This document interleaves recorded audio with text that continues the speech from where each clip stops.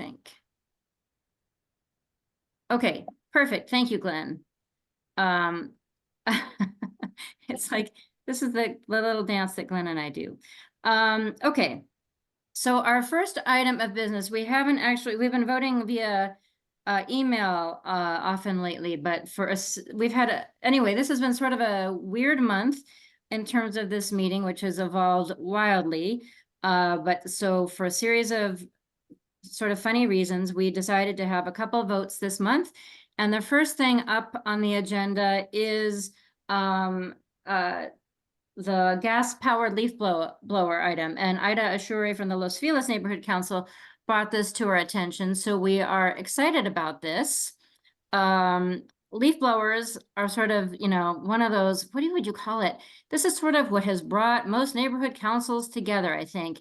Like lots of us, disagree on lots of things, but I think there's sort of a universal hatred of gas-powered leaf blowers. So could one of you board members please put the link to the motion in the chat, please? And in a moment, maybe I will share my screen with the item. With the motion, so we can all take a look at it. But first,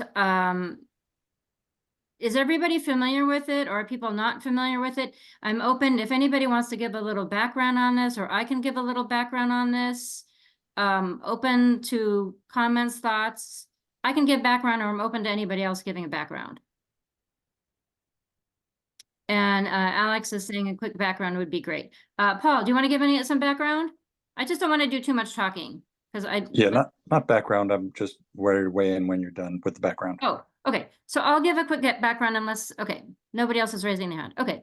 I think it was in 1998 when an ordinance was passed in LA to really end leaf blowing within 500 feet, if I'm not mistaken, of any residence. And, we all know that did not really work out very well. It's never been enforced, and everybody has to put up with leaf blowing. It's really noisy, and it's really smelly, and it's really bad for our air, and it's really bad in terms of carbon emissions. And it's really bad, of course, for the people who are using them, who are typically Latinos, the folks who are actually at least using the ones commercially, the gardeners. And it's interesting because I grew up in Oregon, where we don't really have that sort of class difference. We don't actually have gardeners. Like the people who own the homes are the ones who do work in their yards. So it's very interesting for me to move to Southern California and see that the people who own the homes don't actually work in their own yards. It's very interesting on so many levels. But anyway, so that's never been enforced. It's been what, 20, 30 years, and it's not happening. But the state has finally moved on it. So there's a state law that's actually going to go into effect, I think, in July. And now electric leaf blowers are finally, they're not great, but they're finally getting better. And so I think that's one of the reasons that the state is actually starting to move. And now there are a bunch of, you'll see this referred to in the motion. Now the bunch of cities, Irvine, Glendale, I think Pasadena's been ahead of us on a lot of these issues. Pasadena, et cetera, Santa Monica, I think lots and lots of cities have moved forward. And since the state is moving forward, they're moving forward with their own bans. So once again, LA is is behind all these cities, but they are moving ahead with something. Now, over the years, there's been a real challenge with one of the problems with the 1998 effort was that, if I recall correctly, it penalized homeowners as well as gardeners, or I should say it penalized gardeners as well as homeowners. And at some point, people were like, that's really not very cool. We should probably be just penalizing the homeowners. And this what's the word? Savvier, more equity-focused effort this go around is just focused on penalizing homeowners and not gardeners, as I understand it. So I do feel like I've been talking too much. That's my understanding. I'm open to corrections or nuances, or anybody who wants to fill in the blanks or correct me. But I think it looks good. I think we should do it. I don't know if it matters very much because frankly, the state is going to move forward on this, but I think we'll be moving more quickly than if we move forward, we'll be moving a little more quickly than the state. So, and I frankly, I want to support, although I shouldn't say this, but I'm happy to support Council Member Rahman as well. Okay, Kathy, go ahead. Sorry, the other point was, and it went right out of my head. The other point was, LAPD right now is responsible for enforcement. They're going to move the enforcement off of LAPD. I don't know Can why you it be was more that way in the specific? I first think it place. was like, we'll talk about enforcement and talk about training, right? There was this other piece that was like about, let's revisit that and look at that, and because everybody knows that never worked, right? Yeah. Yes. So thank you. That's a good point. Yes. Thank you. Very important point. And Paul, did you give up or you changed your mind? Do you want to talk? No, I'm just shocked that people would allow the power, whether it's gas power or electric power, to serve as a red herring about just the obscenity of blowing your particulate from your property into the street and public airspace. And I'm going to try and save myself from sounding a little kooky here, but I have to dodge these leaf blowers when I walk on the sidewalk or roll on the street every day, and I kind of can't believe that we're talking about whether it's electric powered or gas powered. And I know gas powered's bad, but I'm surprised that people would be okay with any form of leaf blowing, because it's not blowing into a pile on your property. It's blowing everything from your property into the street. Always. So Well, I'll leave it at that. there's definitely a camp that is anti-blower, period. For sure. It's blowing hot air on the earth, and it does seem absurd. I think most people are like, are just trying to make it better than gas. But yes, a lot of people agree with you. You don't sound, yeah, I mean, I hear you. Lots of people agree with you, but I think a lot of us are just trying to, get what we can.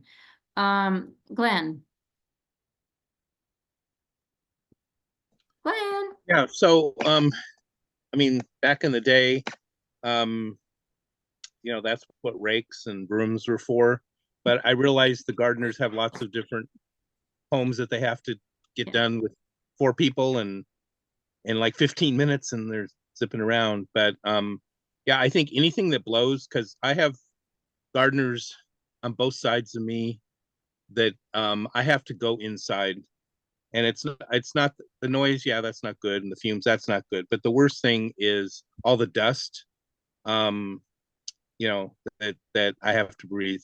And so I've got to go inside when that. So yes, the workers themselves, even though they wear handkerchiefs around their nose, they're not wearing N95. They're not wearing something that's really protecting them. So that's a health issue. So 2 thoughts. Number one, I think we should move, if we're going to be using machines, I think that we should use the ones that actually suck up the leaves instead of blowing them. And it won't be as much that they can just put in a huge pile, but that to me is a better solution. And then, sorry, my second thought was, the incentives. The incentives, even though the debate back then was go from gas to electric, the incentives and the availability of them to make that transition, I don't think were adequately offered or communicated. And so I think Are you that's talking about from the QMD, South Coast Air Quality Management District, for the exchange program? Exactly.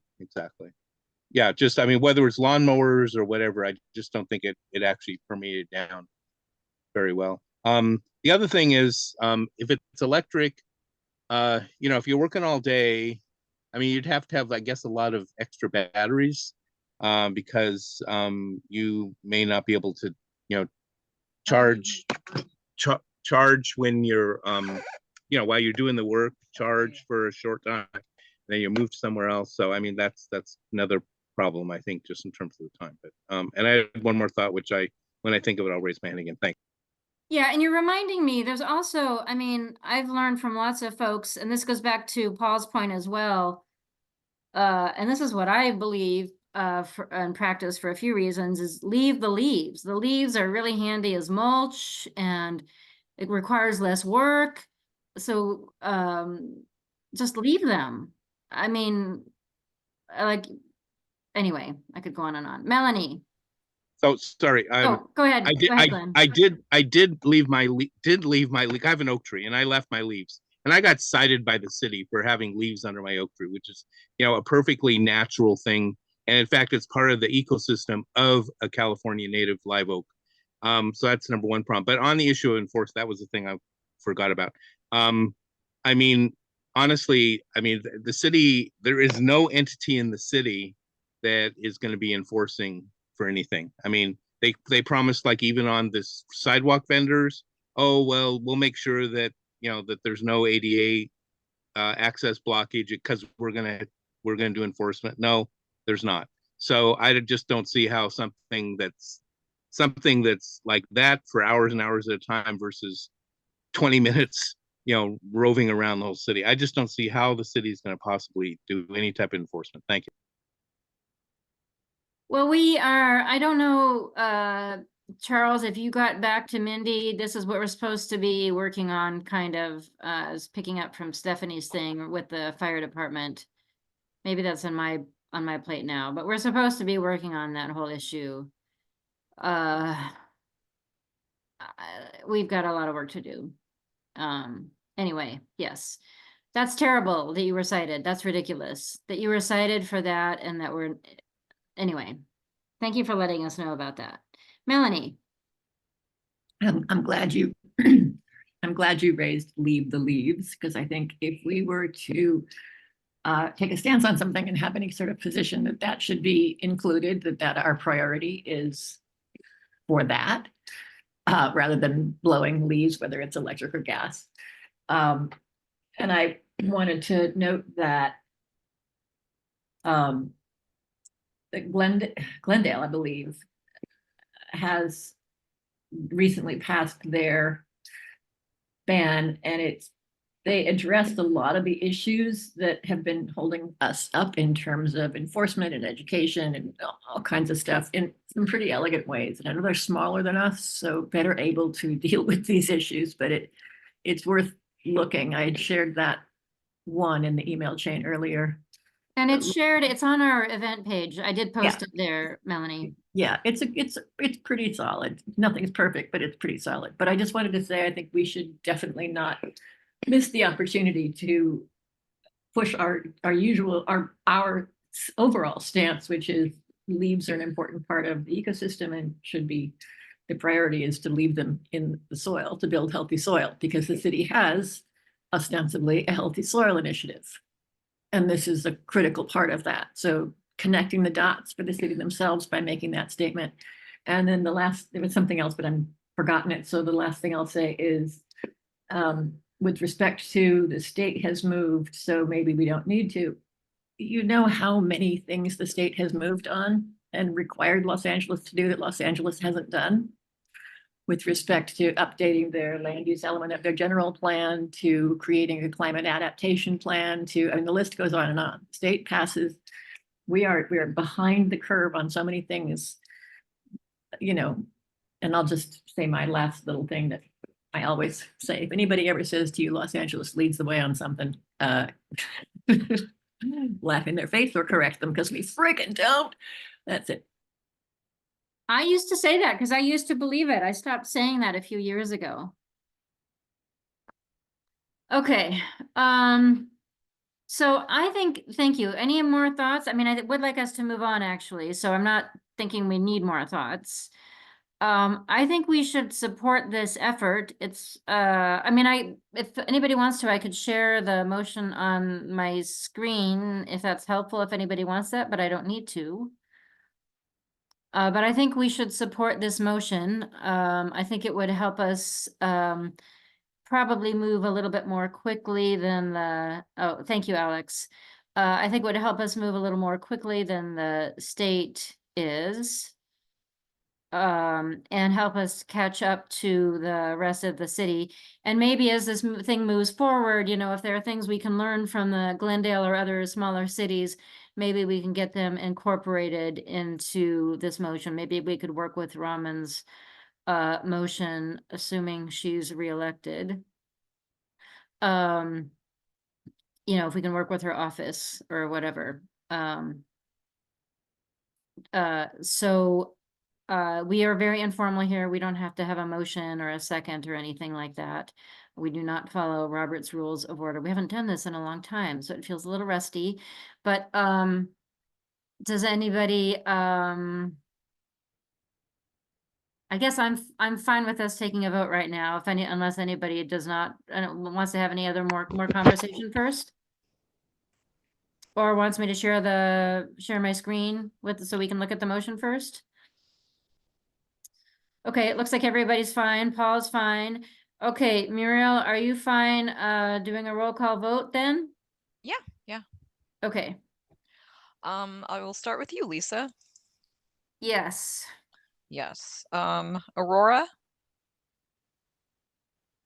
Yes, Muriel. Yes. Charles?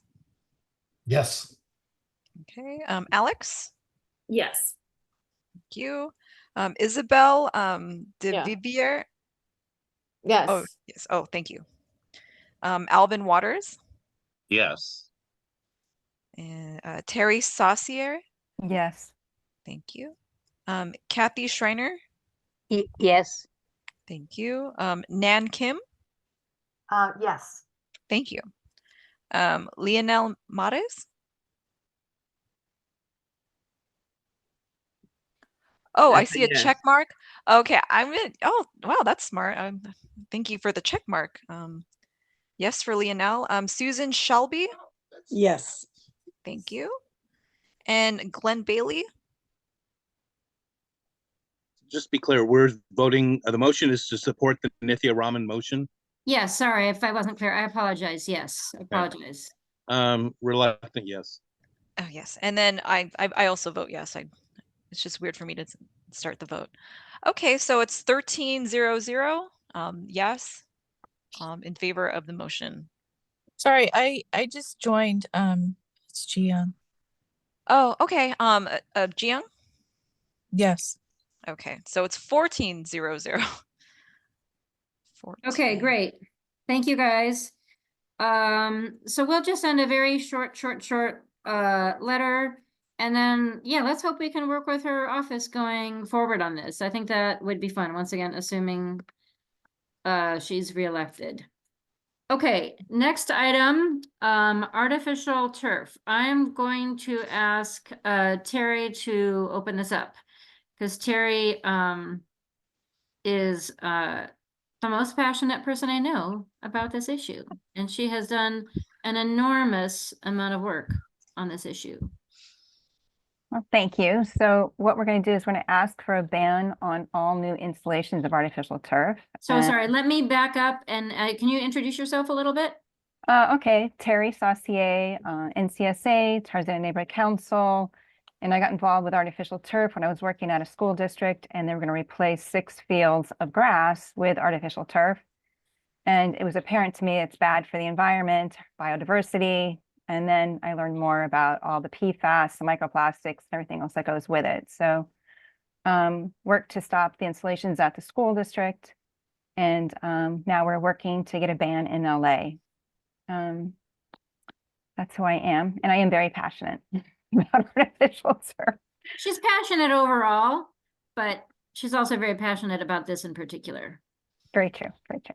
All right, so I have a little spiel. I'll try not to be too boring about this or speak too fast, which I tend to do. As we know, artificial turf is a petrochemical. All artificial turf contains PFAS chemicals. They'll try to claim it doesn't, but it does. PFAS are forever chemicals. They're known carcinogens, neurotoxins, and hormone disruptors associated with anything from low birth rate to attention deficit to thyroid disease, kidney, liver, cancer, and other cancers, and etc. Exposure occurs through contact, inhalation, ingestion. Children and athletes are especially susceptible and at risk from the PFAS in the artificial turf or outdoor plastic, whatever you want to call it. And the PFAS chemicals bioaccumulate, so they're especially harmful to children who are still developing. Artificial turf also gets too hot. It can reach temperatures up to 80 degrees hotter than the air temperature. It's been measured at 160, 180, even 200 degrees. It can lead to thermal burns, heat stress playing on it.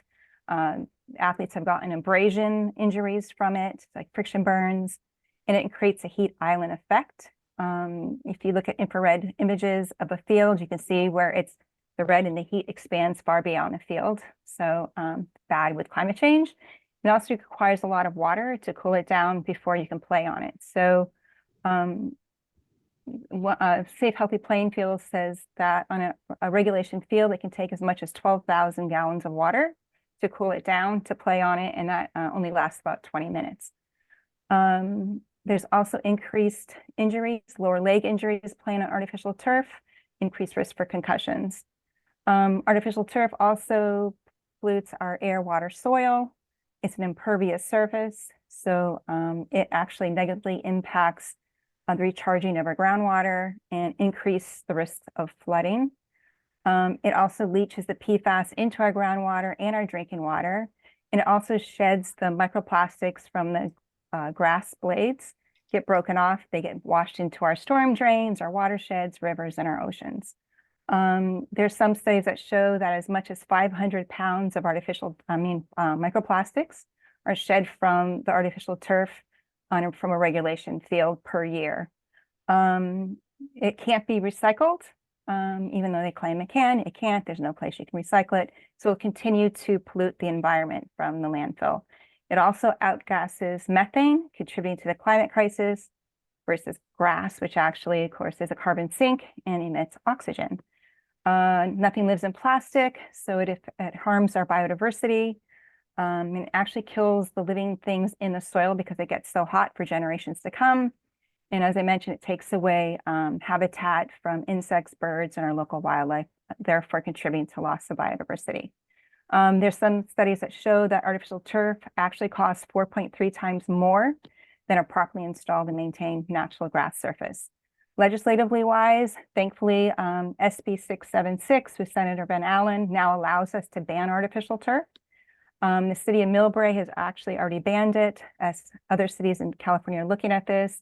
Cities across the United States have banned artificial turf. And the California Coastal Commission seems to be making a change. They just told UC Santa Barbara that they may not use artificial turf for their baseball fields because of the many reasons that we just discussed. And the LEDWP has for at least 5-6 years, I think, not allowed people to use artificial turf when they pulled up for the turf rebate. You cannot use artificial turf for many of the reasons also we just discussed. And I've heard artificial turf likened to asbestos, to lead and paint, and most recently DDT, whereas we thought it was a safe, healthy playing surface, but we now know better. So now we need to ban it. That's it. Okay, that was super, super helpful for me. I hope it was helpful for other folks. And Charles just put in the chat. Oh, Kathy, can you actually just say what you put in the chat? Because I'm not going to be able to stay up on top of the chat. I don't know about that meeting. There's a Rec and Parks Commission meeting on March 7th at 9 o'clock in the morning, Sherman Oaks Van Nuys Rec Center. And we would love people to come and make public comment. They have, how many fields, Terry? 50, I think 52. But they have several of them that they're thinking about replacing with more artificial turf. So we would love to stop. Oh, wow. Okay. Okay. And Kathy, you're working on a motion, right? Yeah. Okay. We did a draft motion that Terry and I are shopping around to various council members. Oh, you guys are doing that now? Mm-hmm. Okay, I would love for the NCSA to be involved with that. So I feel like I'll send you a copy. You can. Okay. I mean, I would love for us to be in these. It's just super drafty at this point, but yeah. Okay. Well, we can talk offline. Yeah. Okay, go ahead. Go ahead, Glenn. Yeah, a couple meetings of Rec and Parks ago, they've actually started approving their field replacement. I think it was Boyle Heights, so new one there, and who knows how many others. But yes, there is a long list of ones that they're working through. So that's definitely a great thing, and they're just going to proceed because it's there, and they say, oh, it's they need to be replaced, and that they're just sort of on the mode of replace what was there with something new. So that'll be another 10 years. I think I'm reading between the lines. Is the reason I raised my hand was I cannot find any city council motion on this subject. So I guess the fact that you're working on one that's why, right? Would that be accurate? That Correct. there's nothing. Okay. Well, let me Okay. explain, and let me explain before Kathy goes. For a while, I forget the guy's name. He's actually from Silver Lake. His dad was actually murdered in Silver Lake. Some of you guys might remember who I'm referring to. He was an assembly person from Silver Lake, and he got a state law passed that made it illegal for cities to ban artificial turf. I don't know why he did that. But it was only within this past year that got lifted. So it is only now that we actually can do anything about it at the local level. So we were trying to figure out how to move forward. So it's only now that we can actually do something without doing something at the state level. So that's why, no, it wasn't Gil Cedillo. It was a Silver Lake guy. I'm totally blanking on his name. But it was not Gil Cedillo, and he was an assembly guy, not a city council guy. But if you say his name, I'll remember, recall versus recognition, but I do not remember his name at the moment. It's Mike Gatto, Gatto. Say it again? Mike Gatto, Yes, Gatto. yes. Thank you. It was him. Thank you. But I'd also like just to say that if NCSA is to support a ban, right, this will give also the city councilmen the support that they might need to help know that they can pass this, right? So I think the sooner we can show support for a ban can help us when we're pitching it and encouraging the city councilman to sign on to this or to author this motion, and to get the Rec and Parks to get their heads around the idea that maybe we don't want to spend thousands and thousands of dollars to pull out plastic only to spend $1 million to put more plastic in. So, and then, we also want to talk to LA Sanitation. We also want to talk to LADWP. Here we are talking about, we're going to be polluting our drinking water with PFAS. And actually Assembly member Schiavo mentioned, where she is, they have to get a filtration system they have to pay for to get the PFAS out of our drinking water. So there's so many reasons why we need to do this and to have cost savings for the city, in addition to our health and everything else. Yes, and I want you to talk more about the coalition in a minute, but poor Kathy, the other Kathy has been waiting so politely. So let's go to the other Kathy first and then go back to Terry. Kathy, the floor is yours. Okay, so thank you. I certainly appreciate Terry, and I've gone to the different webinars about the artificial turf, but I guess I don't feel comfortable just going straight for a ban, especially with Rec and Parks, because it's just not at all practical. And Charles, I heard you saying at your previous meeting that maybe somebody was going to do a pilot project about doing grass, some type of grass or native, grass instead of turf, to start to demonstrate that it could be at the scale of Rec and Park size and school size and whatever. And what I was hoping maybe or somebody to say at the Rec and Parks meeting, which I will attend on the 7th, is that we urge the board to put together a task force or something like that to study the issue, so it starts to get on their radar, and some work is underway that we can then keep advocating for as we keep attending their meeting. So that's what I wanted to say. Thanks. Okay, Charles, this works out well because your hand is raised. So why don't Yeah. you respond and say stuff, and then we'll see if we can go back to Terry and the coalition stuff. Yeah, with respect to that, Kathy, the Biodiversity Committee at Climate Reality Project LA is planning to work to use special organic native grasses, if possible, or organic growing systems to do pilot projects. But that being said, we don't need to study this. The data is already in. There are many, many good alternatives to artificial turf that already exist, and this is widely known. and this is widely supported and is scientific consensus. That's true from whether you're talking about Dodger Stadium, where they have a ton of people who go in and can take care of a field immaculately and make it look like a perfect carpet.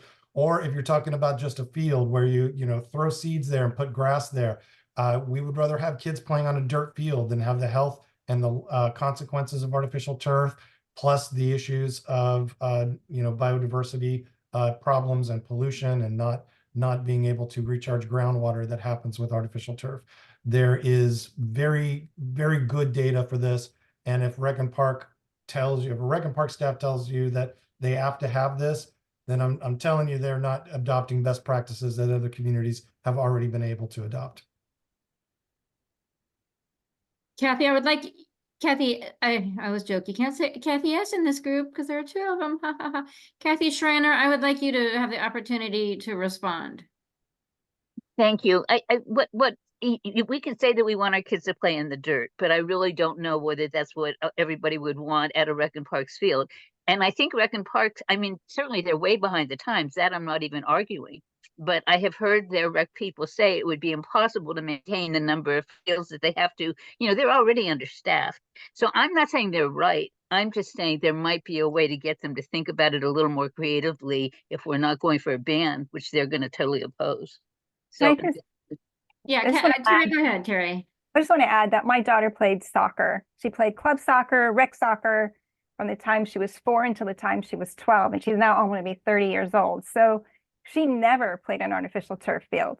So I don't know why they have this conception that we now need to put plastic down to play on when she was playing, we never played on plastic. And she played all different levels of soccer. She played all over the valley, and that was just fine. So I don't know why all of a sudden that they think that they need plastic, other than they think it's prestigious, and it's not. It's I can tell you project. In Van Nuys, all of our fields are artificial turf. Yeah, but the Van Nuys Recreation and Parks. So I'm But just saying maybe they weren't 30 years ago, and people still played sports every day. That's what I'm trying to say. My daughter played. We never used artificial turf. I understand. I'm saying nobody opposed it when it was put down in our parks, and that happened about 6 or 7 years ago, actually.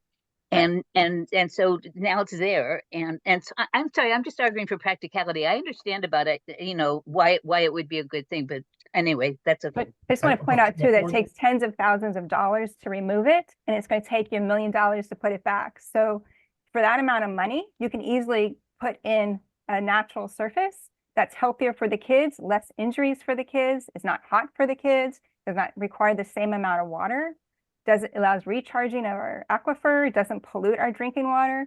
So I think, again, it's something that we thought once before it was safe and it was a better product, but it's not. We now know it's dangerous. We know it injures our children, our athletes. And so we need to change course, and we need to do the right thing. Lisa, I just want to jump in and add for clarification in the room that the thing we're voting on here tonight is a ban of new installations. So that's important, that we're not telling Rec and Parks that they have to spend the money to go in and rip out everything that's already been put in. So that's the question here. Another thing, we're actually leaving it open tonight, and I see Kathy and Melanie and Jiyoung, so I am going to get you guys in a few short seconds. We are leaving it open tonight because we're not sure how things are going to go with City Council. So tonight, the vote is going to be on a ban/moratorium. We're leaving it flexible so that we have some leeway. And I looked up ban versus moratorium, and those are, turns out, squishy words, as many words in English are. But moratorium is maybe shorter term than ban, which is maybe longer term. So we're leaving that open. And Kathy, I think it's good to have Kathy Schreiner here for many, many reasons. But one of the many reasons it's good to have Kathy Schreiner here is we're going to hear a lot of the arguments she's making, right? So you're good practice for us, Kathy. So thank you. Kathy Schaefer. Yeah, Terry touched on it with the amount of money that it costs to take out and reinstall a new field that has to be done every 8 to 10 years. You can hire a ton of groundskeepers for that kind of money. So, in addition to, just dumping it in landfills and putting in more plastic. It would be nice to have a more natural solution and people that will be hired to take care of it. Okay, thank you.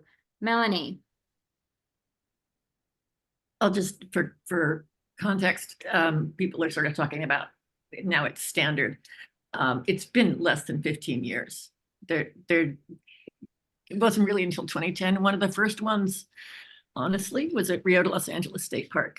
There really hadn't been artificial turf surfaces prior to like 2008, 2007, 2008, and it took a while before they started promulgating to other city facilities. Besides the drought, so water conservation was one reason people rushed to adopt it. The other was not needing to apply fertilizers and pesticides. And the arguments made by the manufacturers at the time were that it was less maintenance. As it turns out, as we've learned more and more over the years, it's not less maintenance. The replacement time frame is much smaller than they promoted. The toxics are insane and the heat is crazy and all the other arguments Terry made. But economically, this is just purely on economics with a department that's stretched already. This is a very bad decision to make. So a moratorium at a minimum is a good thing to do. And we may have quickly gotten used to this, but it's bad practice and it's a bad budget decision. So it hasn't been that long. We've normalized it and we need to make a turn.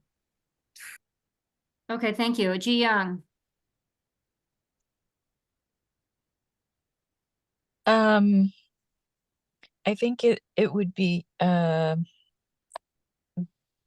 think it would be good to talk about the economics of it just within the school system, just because when schools are spending, they're spending their own money. They don't have access to, whatever. It's a contained budget, so whether they are for or against it, it's not going to have much to do, unfortunately, with whether PFASs are going into the water system and how much that costs. So to the extent that, I mean, of course, that should be included as an argument as well, but I think focusing on the costs just limited to schools and how it doesn't really pencil out as cheaper would be a good way to get school districts on board. I'll just say that I think that's often true. For example, though, the school district that I was fighting, they were using Bond S money. So they were going to spend, I don't know, $10 million or whatever it was of people's money. And they did not want the parents to know how they were going to spend it. They didn't let the teachers know how they were going to spend it. And the principals found out last minute. And the minute I started allowing or trying to inform the parents, they started trying to put pressure on me to shut up and tell me it's their choice, nobody else's. And they were going to do what they were going to do. And they were completely misinformed from the artificial turf industry, which is, I think, fueled a lot by the petroleum industry. And lobbyists for the petroleum and gas up in Sacramento were spending, I don't know, 26 million, I think is one record of it, on lobbying, but artificial turf is one of the things they're lobbying for.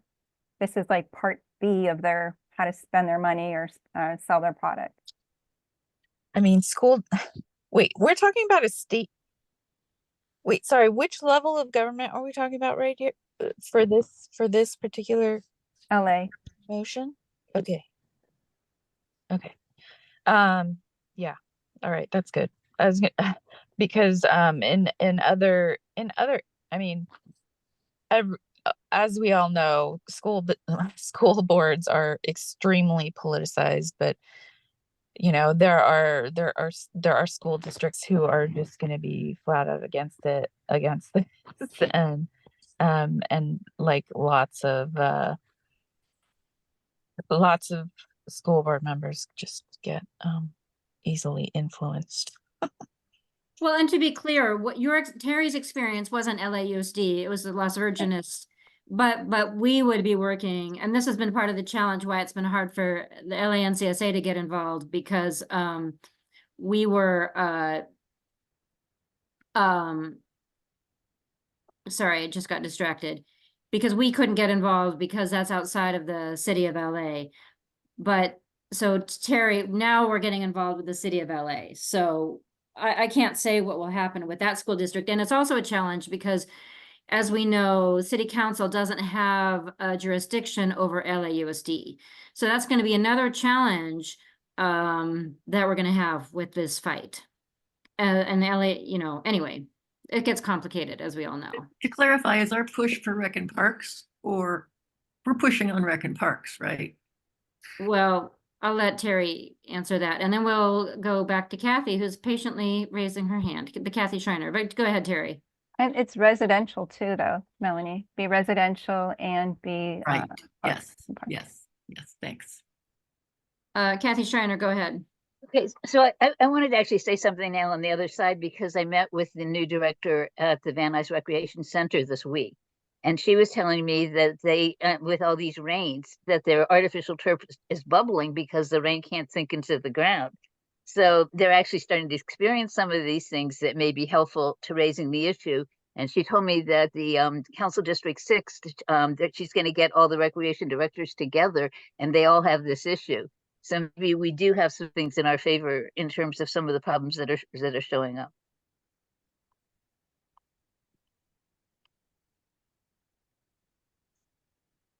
Okay. This is a really interesting issue. I think it's going to be a really, really tough fight, but it's a fight that we can finally have. So I'm super, super excited about this, because I've been wanting us to, you know, as most of you know, I love a good fight. So I'm excited. And Terry, I was hoping you could say a little earlier about you're working together to put together a coalition. So who is your coalition now? And assuming we get to join tonight, by the way, so this came from the advocacy committee, as did the leaf blowers motion. Who is in your coalition right now, and who are we joining, assuming we vote to join this evening? Kathy, not sure how to answer that completely, but Climate Reality LA, Climate Reality San Fernando Valley. And we know LA Sierra Club helped me with fighting the artificial turf. They're against artificial turf. Okay. And it's expanding, so we're going from there. Okay, that's fine. It can be small. Oh, That and sounds good. Tilda Bay hates artificial turf as well, of course. Okay. And Pier. And Public who? employees- Public Employees for Environmental Responsibility. Oh, that's right. Yes. Right. I remember seeing that. Okay. Okay. And US Green Building Council. Okay, cool. Oh, God, you're reminding me I have to do something with them. Okay, I think we're ready for a vote, and I've seen that our candidates are here, so we want to get started with that. And I'm also seeing that a candidate who I thought was not joining is here, which means we have less time to do more than I thought we were going to. So we should get to that as quickly as possible. So I think we're ready for a vote. Is everybody, if we're not ready for a vote, let me know, because I'm going to hand it over to Muriel if we are. And to Glenn's point, I should clarify the vote before we do that. Vote is to support a ban/moratorium. We're being flexible because we don't know what is going to work for city council, because we don't have a motion right now. We're being flexible because we're going to work with them. Because we're in the drafting conversation phase, and we're, you know, we're gonna be in a coalition, so we're, you know, wide open right now. Nothing's really on paper just yet. To work to have a ban/moratorium on artificial turf in the city of LA. All new installations. Oh, on new installations. Right, so new installations. Okay. Fair enough. I didn't write that anywhere, but I think that's fine. It's a little squishy. But yeah, we're not saying you need to rip out existing, we're not saying you need to rip out your existing artificial turf. right? We're not saying that. We're not being Right. that hardcore. We might say that, but we're not politically advocating for a motion to that effect. So, Yes, Exactly. please. Exactly. Exactly. Okay. All right. Muriel, the floor is yours.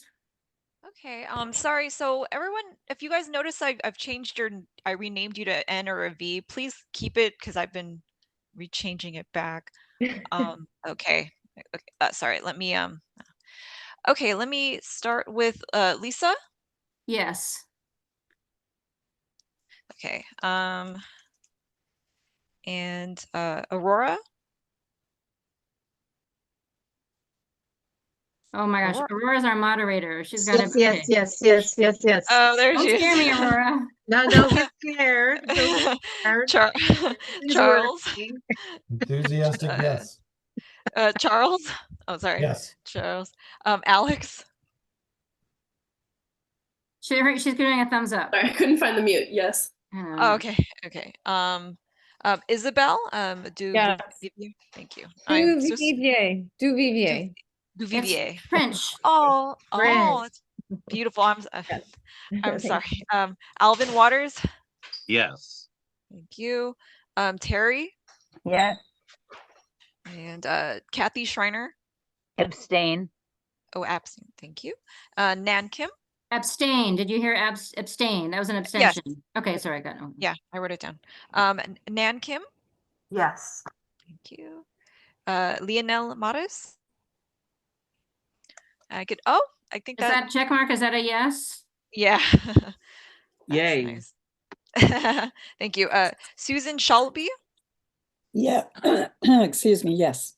Thank you. Glenn Bailey. Yes. And then Jiyoung. Yes. Thank you. And then Emmanuel Alcantar. Yes. Thank you.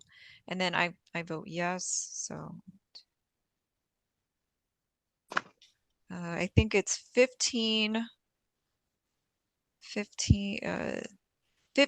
no, actually 14 abstention and no. So 14 abstention, no. All right. So 14 yes, 1 abstention, and then 0 no's. Yes. Okay, great. Cool. All right, fantastic. Thank Awesome. you, folks. And that's wonderful. We get to join this work. I'm super excited. So thank you, everybody. All right. So now for our candidate forum. So I want to thank everybody for joining this conversation. I'm going to say a few very, very short words, and then I'm going to hand it over to Aurora. Okay.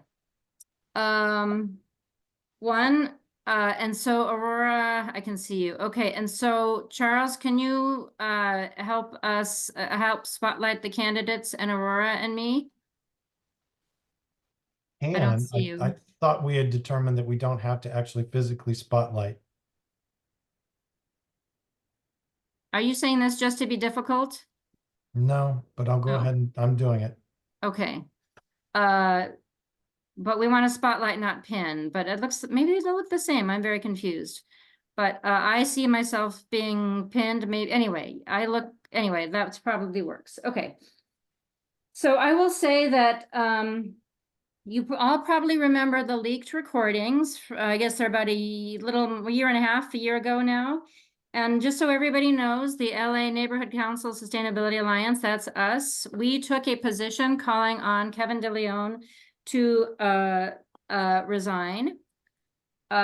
And so because of that, that's really the main reason we are hosting this forum this evening. We thought it was really, really important to give everybody who was voting to take his seat a platform, because we want somebody running for his seat other than him to win. That's a little complicated. We maybe aren't supposed to say that because we're supposed to be neutral, but since we took a position calling on him to resign, we figured we could say that. So we just said that. And one thing I wanted to share with you folks that I heard from Eunices Hernandez on Tavis Smiley's show that I thought was interesting to point out for anybody who's thinking about who to vote for is that he's been pulled from all the any committee that actually meets.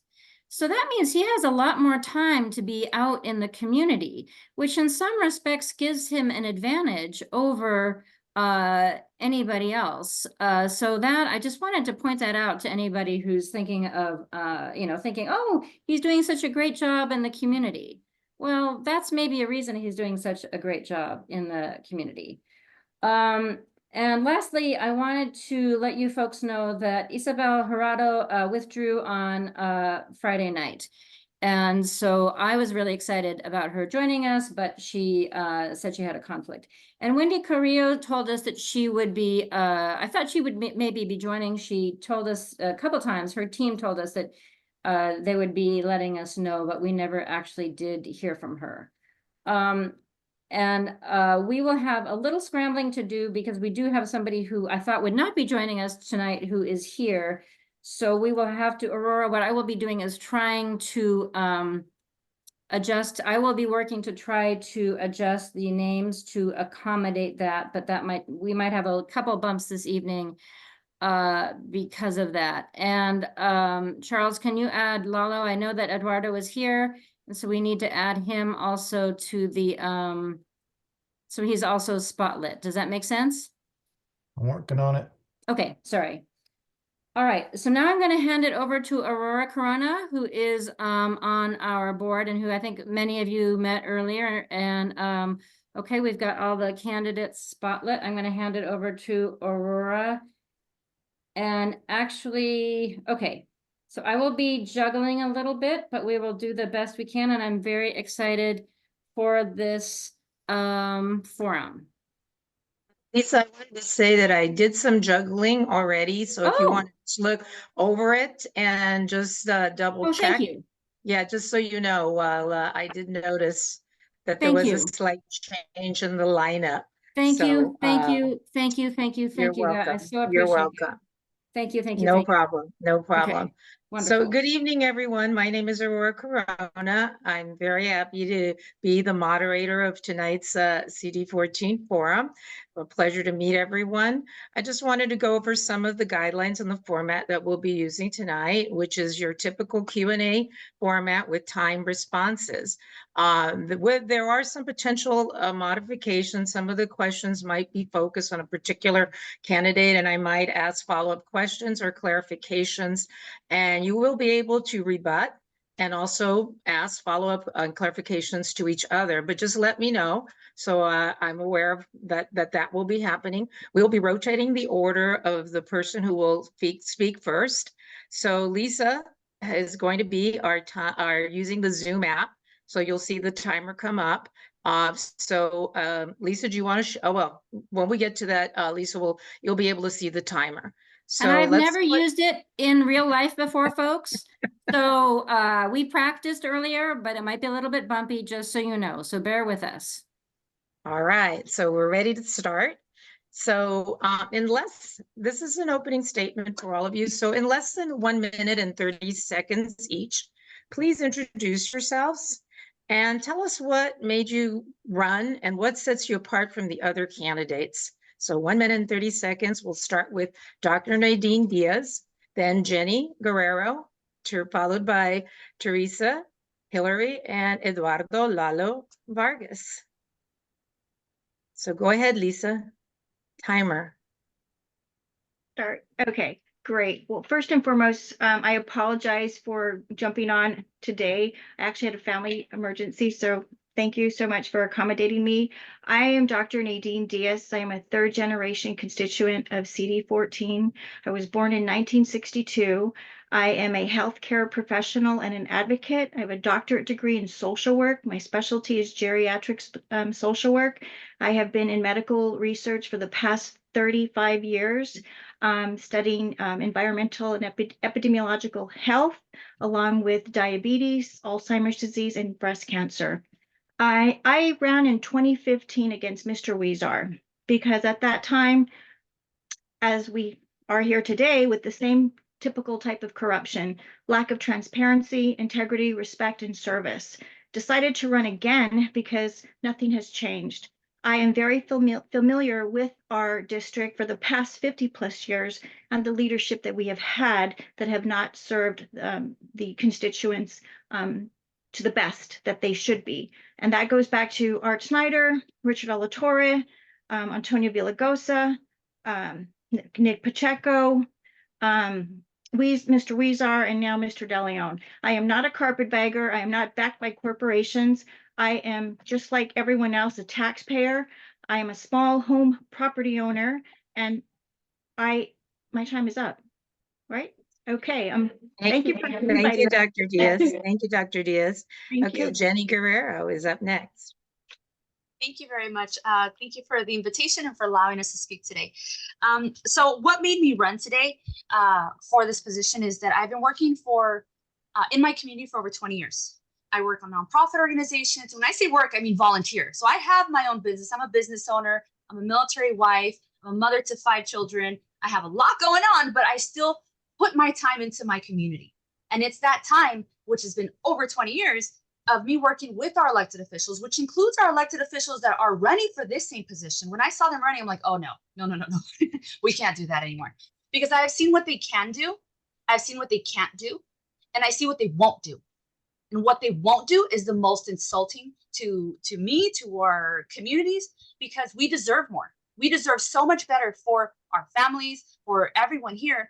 And just because it doesn't suit their next position or their next donor, they refuse to act on our behalf. So it is our turn to have our words, our wants, our needs highlighted and spoken for in City Hall. So I'm trying to set a really good example for my teenage kids, for all of my kids. So there's a lot of accountability there.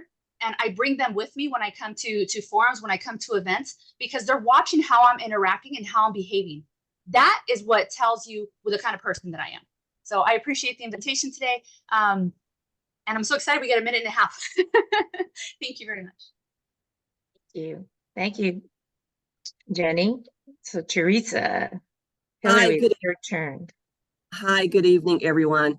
I like to say, have you ever seen The Matrix? If you've ever seen the movie The Matrix, the very first one, I just got unplugged from The Matrix, really. In 2020 with the pandemic, you can just see the great divide. I was hit by 18-wheeler on Highway 5. It totaled my car. I survived. I don't take that for granted. But I started taking the bus at that time because I live and I work downtown at the time. So I started taking the bus. And as I was taking the bus, you can just see the heaviness of life weighing on people. The very people that need to be at City Hall advocating for themselves, they're just trying to survive day to day. So I said, okay, send me. And then we had the George Floyd uprisings and the protests were downtown. We had snipers on the roof. And I'm like, oh my God, who's in charge? Who's in charge? And I started looking, doing some research. Jose Weezar, I found out that he was indicted. We now know what happened to him. And then we had Kevin DeLeon at the time was rumored to run for mayor. And then when he ran for mayor, I just said, no, we deserve better. I can give them better.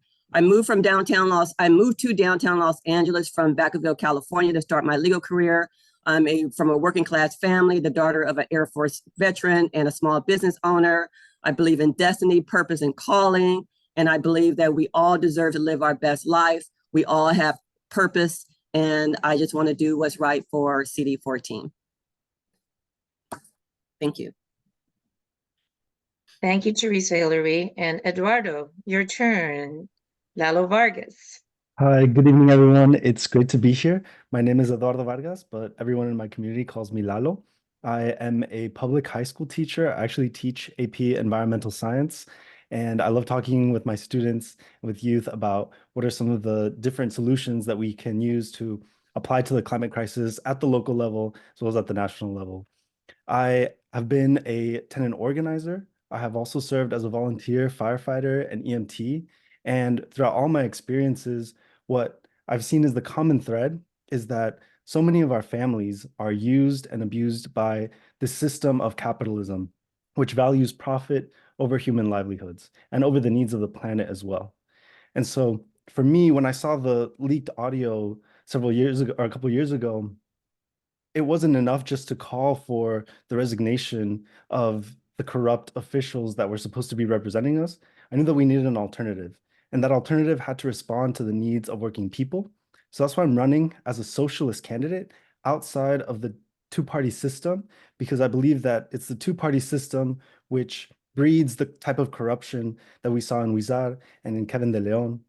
It's the system that creates the climate crisis. It's the system that creates the housing crisis.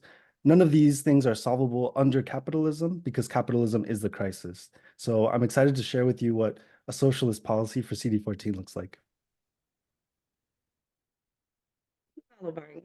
So we have a next question. This is a hot topic right now, the Dodger Stadium gondola. So this past week, the Metro Board, which includes our mayor and 2 city council members, voted to certify the IER for the Dodger Stadium gondola. What is your position on the gondola? And if you were to win the seat, how would you work with your fellow council members and the community to find a satisfactory resolution to the issue? We'll start with Teresa Hillary, Eduardo Lalo Vargas, Jenny Guerrero, and Dr. Nadine Diaz in that order. Thank you. In my backyard, right? I've lived in downtown Los Angeles for nearly 20 years. So it's definitely in my backyard. I am opposed to it. I believe it's just the start of gentrification. And I have issues with privacy, the noise, the park view impacts. I like what Council Member Eunices Hernandez, for her motion asking for a study of the different options. I like that. I would definitely support her motion. Also, Supervisor Hilda Solis, she filed a motion as well to protect the community from the project itself. I would like to look more into that. If there are truly guardrails and truly protections there, then we can approach it. But on its face, the way it is right now, I'm opposed to it.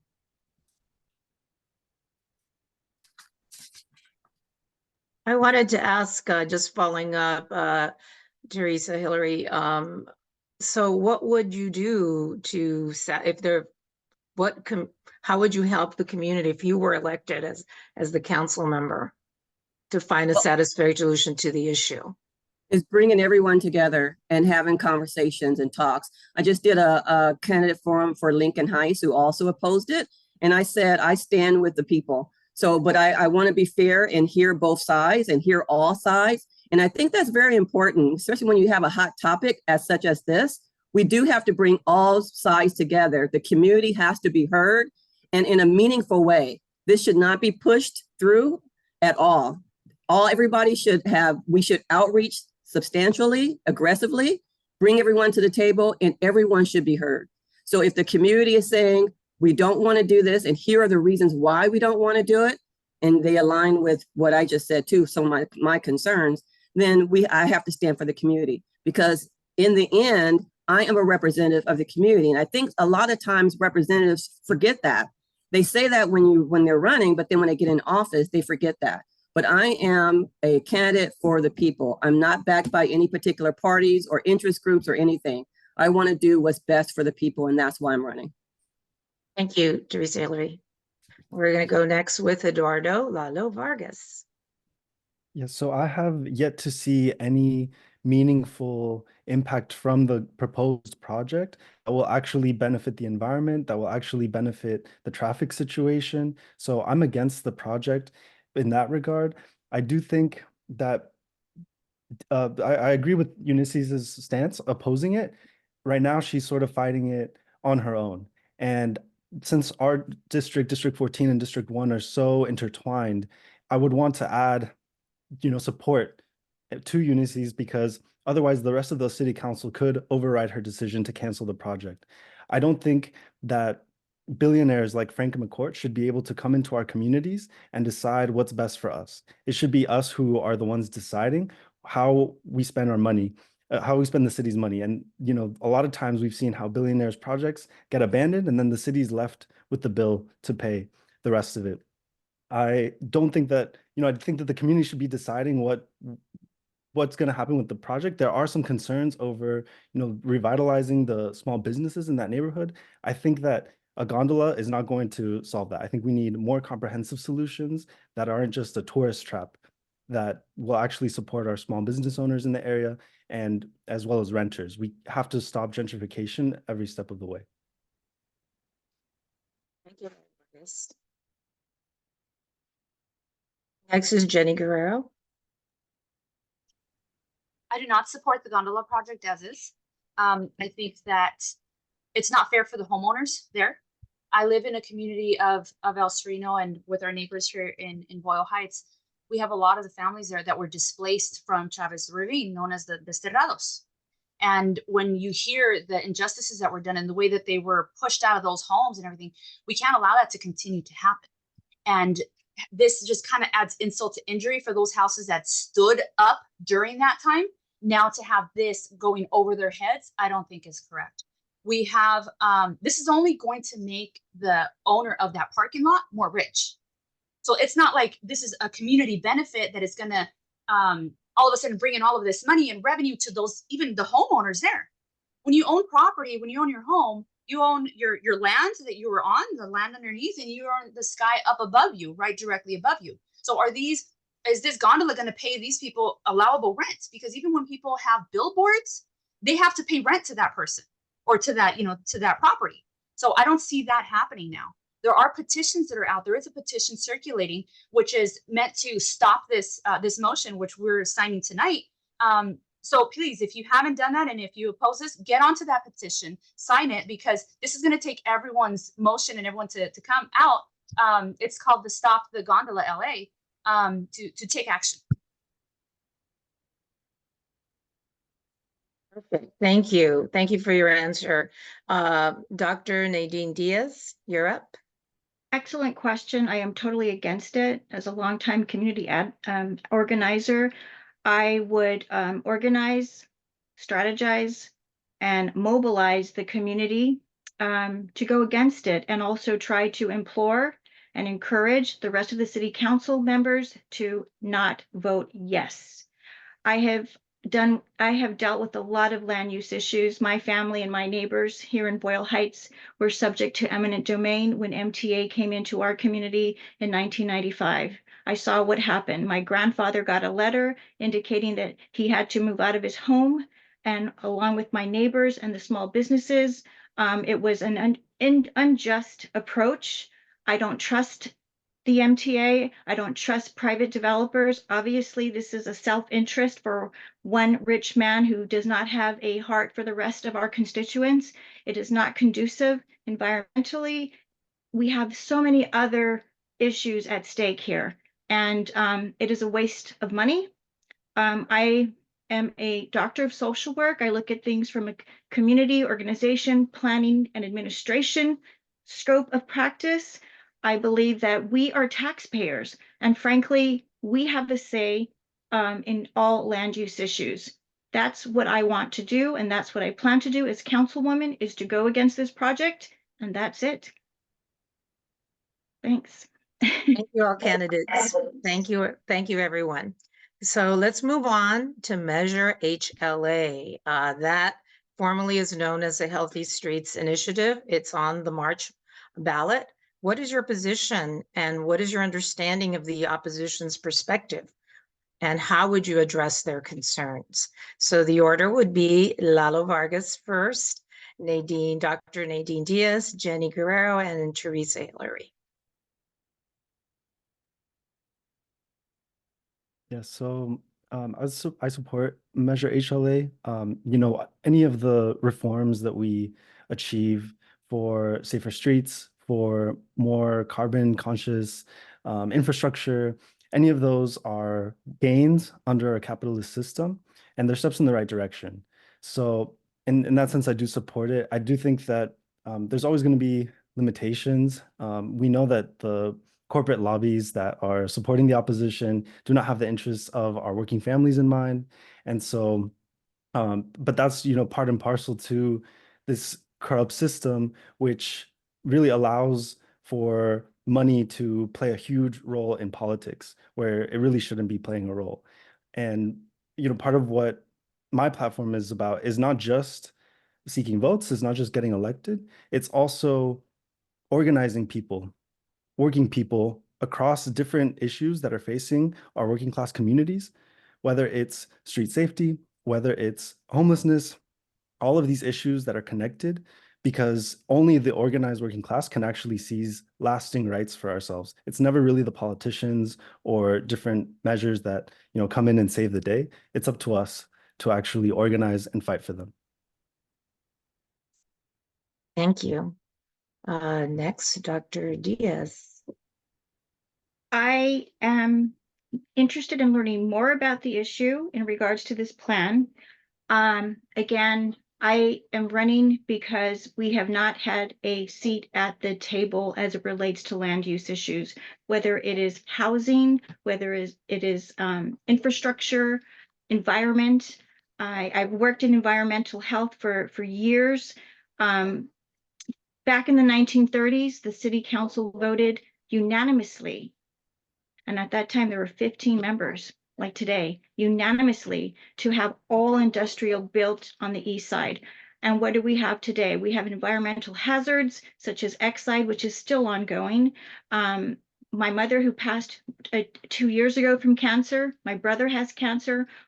Both my grandmothers died of breast cancer. I believe in an environmental justice approach for all people, no matter where they live, whether it's the east side, the west side, the south side, the north side. And it's important to me. I'm a health professional. I care about people's health. One thing that is important to me is, which I call the 3 C's: cultural sensitivity, cultural proficiency, and cultural competency. So in terms of land use, in terms of building a healthier environment, I am for that 100%. Thank you. Can I have you repeat the question, please? Yes, Measure HLA is formerly known as Healthy Streets Initiative, is on the March ballot. What is your position? What is your understanding of the opposition's perspective, and how would you address their concerns? I'm sorry, I thought you were talking about the Measure H that was already passed by the county.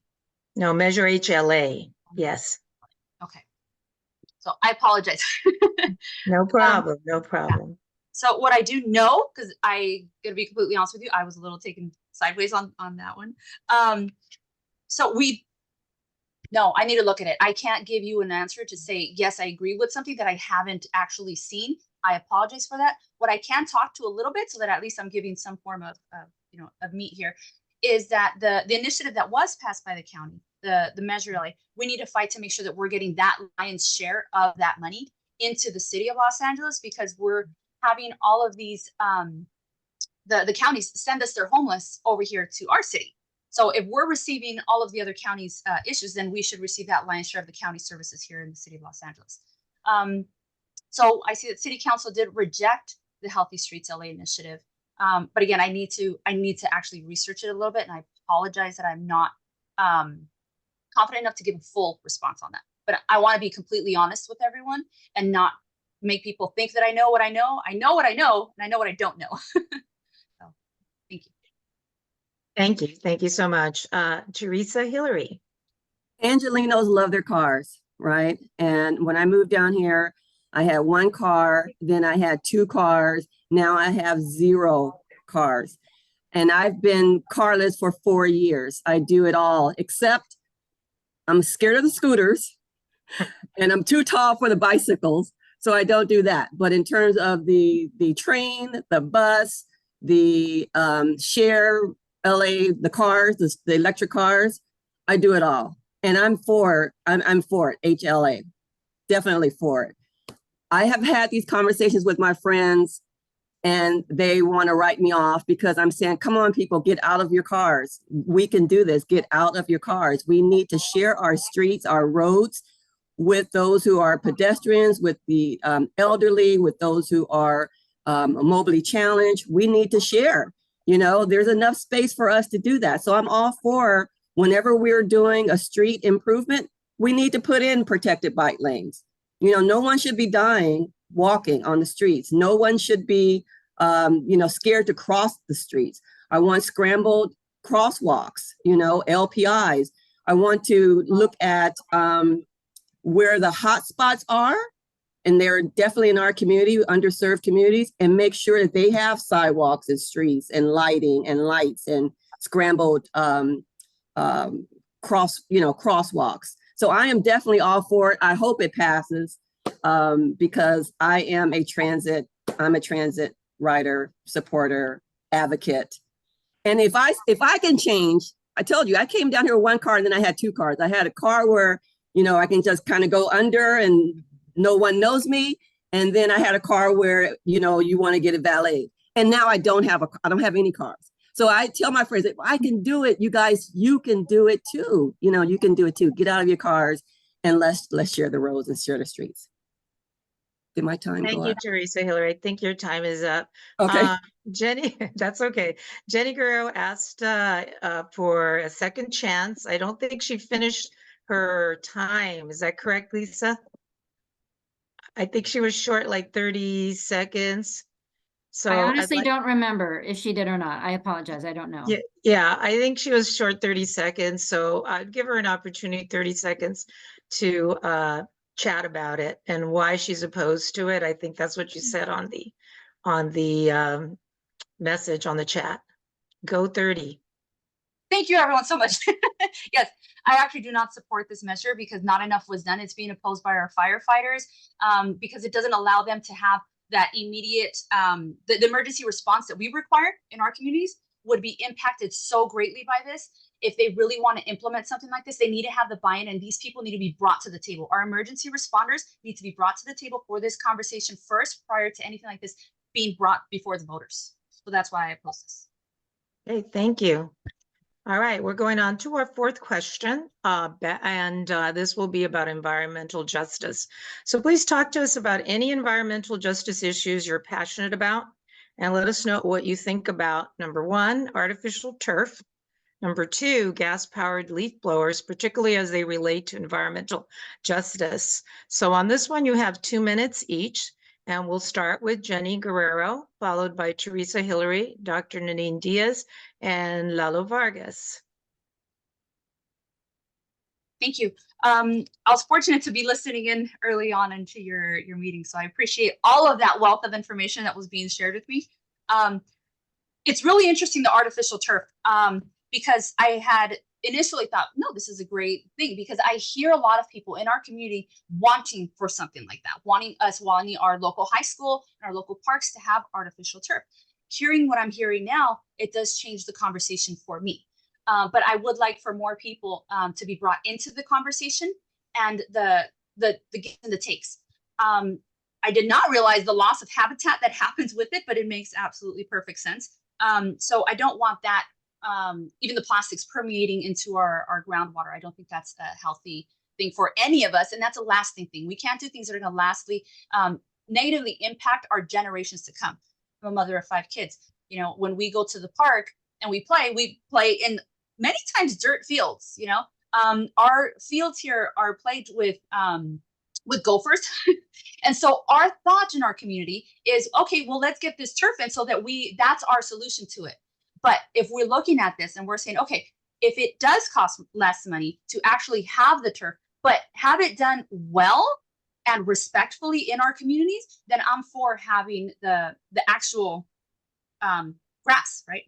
Not the artificial turf into that. So I really appreciate that knowledge that was shared with me. As far as leaf blowers go, when they started talking about the leaf blowers, initially I was like, that sucks, because I do cut my own grass sometimes or my dad. And so we use the leaf blowers, but we do actually use the electric ones.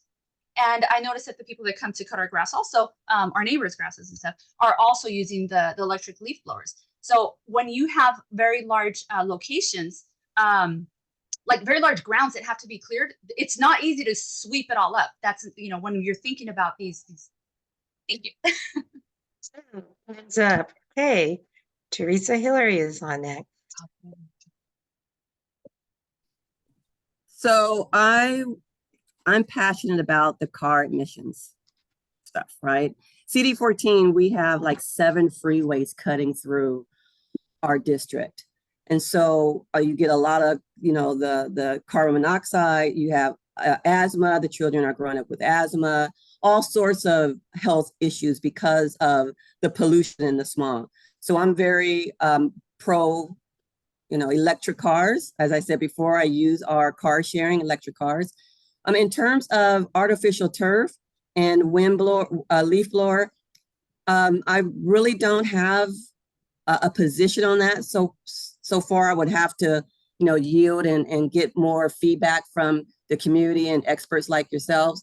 I live downtown, it's concrete jungle. We definitely need more trees and more greenery down here in downtown, and also in the other CD14 areas, more trees. But in terms of artificial turf, I don't know enough about that. I would have to kind of, get more information from your experts, all of you who are experts. But car emissions and smog, that's very passionate about that. Thank you. Dr. Nadine Diaz. Excellent question. I consider myself an environmentalist with an indigenous approach. My great-grandmother was Yaqui Indian, and our connection to the earth is very important to us. Artificial turf, absolutely not. It's controlled by billionaires. It doesn't provide any type of health benefit to people, to communities, whether they are rich or poor. We need green space. We need trees. I worked in the Children's Health Study, which is a longitudinal study that is being sponsored by UCLA and USC. It's about 35 years now. My former boss, rest in peace, Dr. John Peters, was an advocate for environment. I like to attract and engage with people that are more focused on saving our earth. And as my grandmother said, the womb that keeps us alive is Mother Earth, and we need to protect it. Again, our elected officials have not taken into consideration the health of our community, whether it's economic health, social health, political health, and environmental health, infrastructure health. I look at social determinants of health as being my base to understand what is happening, and we cannot have this. We need nature underneath us. We need the dirt. We need things that are going to be pure, and we need to work towards cleaning our Mother Earth. Thank you. Thank you. Lalo Vargas. Yes, could you repeat the question one more time, please? I'd like you to talk about environmental justice issues that you're passionate about, and let us know what you think about the artificial turf. Then secondly, the gas-powered blowers, and particularly as they're related to environmental justice. Okay, so I'll start with the artificial turf. That one is easy. It's terrible for the environment. And so I would support a citywide ban or moratorium on new installations of turf. It's going to contaminate our water runoff, which I'm actually also very concerned about. The little plastic pellets that are one of the layers in turf can also end up as plastic pollution in our waterways and our watersheds.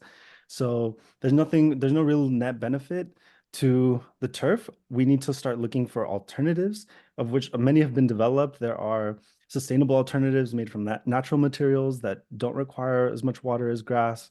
There are other natural materials that we can use as well that help us reduce the heat island effect, that are also safe for our children and families to have recreational space with. As far as gas blowers, I do know this one, I think we have to approach environmental issues in a transitional way. In my community, there are many low-income people whose livelihoods are, gardening, different aspects of landscaping, and sometimes gas blowers is what they have. But I think the city can support a transition to electric gas blowers, electric leaf blowers, that would help out, our communities so that they don't have to feel like they're the ones that have to take on the expense of, being sustainable. And I think that repeats itself throughout many different environmental topics that we talk about, whether it's gas-powered vehicles or electric-powered vehicles. I'm also, like I said, I'm concerned about our rainwater runoff. The city has ambitious goals for stormwater capture, but even in the last storm that we had last month, we lost millions of cubic feet of water, that should have been captured. And I think we really need to modernize our infrastructure, especially like our sidewalks and our buildings materials, so that we are not losing that water and that we can actually reuse it in a sustainable way. Thank you. Dr. Nadine Diaz, I saw in the chat that you wanted to add something. You had 24 seconds left. So Lisa, can you please allow her? She tied 24 seconds. Thank you. Give Lisa a couple of minutes. Oh, she's there. Okay, go ahead, Dr. Diaz. Issues, Exide issue, it's still ongoing. I invite all of you to join us at Resurrection Church every Monday with Monsignor John Moretta. We're having a meeting tomorrow, and it is not over. Exide is still impacting our community, and it's impacting the surrounding community. That's one thing. I'm against no gas blowers. We need to sweep. We need to That's sweep it. and move. Okay. Time is Thank up, you. Dr. Diaz. Thank you. Sorry. No, you're welcome. You're welcome. Thank you, everyone. So let's head on to question number 5. What have you achieved that would give us a good idea of how you would work in city council for your community and your city? So this is a minute and 30 seconds for each one. The order will be Teresa Hillary, Dr. Nadine Diaz, Eduardo Vargas, and Jenny Guerrero. I have achieved one. I'm an attorney, and it gives me a analytical mind. I have a public leadership credential from Harvard Kennedy School of Government. I have a community development background where I worked with nonprofit organizations and the community to better and uplift the communities in the realm of homelessness, literacy, financial literacy, and also education. I am a member of the Government Liaison Committee for the Downtown Los Angeles Neighborhood Council. I'm the chair of the Real Property section, former chair of the Real Property section of the Los Angeles County Bar Association. During that time, I set up a residential subsection. This is a subsection where I brought attorneys together to talk about issues from a residential perspective, landlord tenants. Before, they only talked about commercial. They only looked at landlord and commercial spaces. So now I have them focusing on tenant protections and residential issues like tenant issues, landlord issues, bringing those two together. I'm a bridge builder. I want to bring people together because we cannot stand if we are divided. I've worked with the Skid Row. I worked with a church in Skid Row for 7 years. I know the complexity of homelessness. I know the trauma that's faced. And, all of that makes me well-rounded for the seat. thank you. Dr. Nadine Diaz, you're up. Thank you so much. I earned my Bachelor's of Arts degree in Cultural Anthropology, Master's degree in Social Work with an emphasis on Community Organization, Planning, Administration, and a doctorate degree in Social Work, all at USC. I worked hard for my degree, and I also have been in medical research, as I mentioned before, for the past 35 years. I worked on LA Skid Row at the Mission, with the medical team traversing all over Skid Row in 2005, providing indirect, direct, and direct services. As we know now today, homelessness has mushroomed, and we need someone at the table who is able to triage the issues that are facing homeless people. Currently, I'm on the City of LA Department of Aging. I volunteer my time as an advisory board member. I'm also a board of directors for the CASA Treatment Center for Women. And I'm really excited to have collaborated with the Evergreen Jogging Path, which is located 1 block from my house. The Evergreen Cemetery is the largest non-denominational cemetery in the country, and we were able to create a jogging path for people to exercise, walk, jog, run, because we do have health issues in our community. So we don't have a spa, we don't have a gym, but this was something for the community in terms of health. I also served on the LA Skid Row initiative back in 2005, and I look forward to working with all people. Thank you.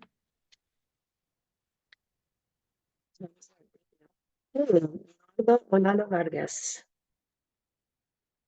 So I bring an organizing experience to City Hall. I've organized tenants associations to basically make it so that the tenants of a building had a union, just like a workers' union, and they were able to prevent themselves. They were able to basically unionize to prevent evictions, to get repairs done in their building after their landlord was harassing them and getting away with code violations. And they were able to also get their rents reduced.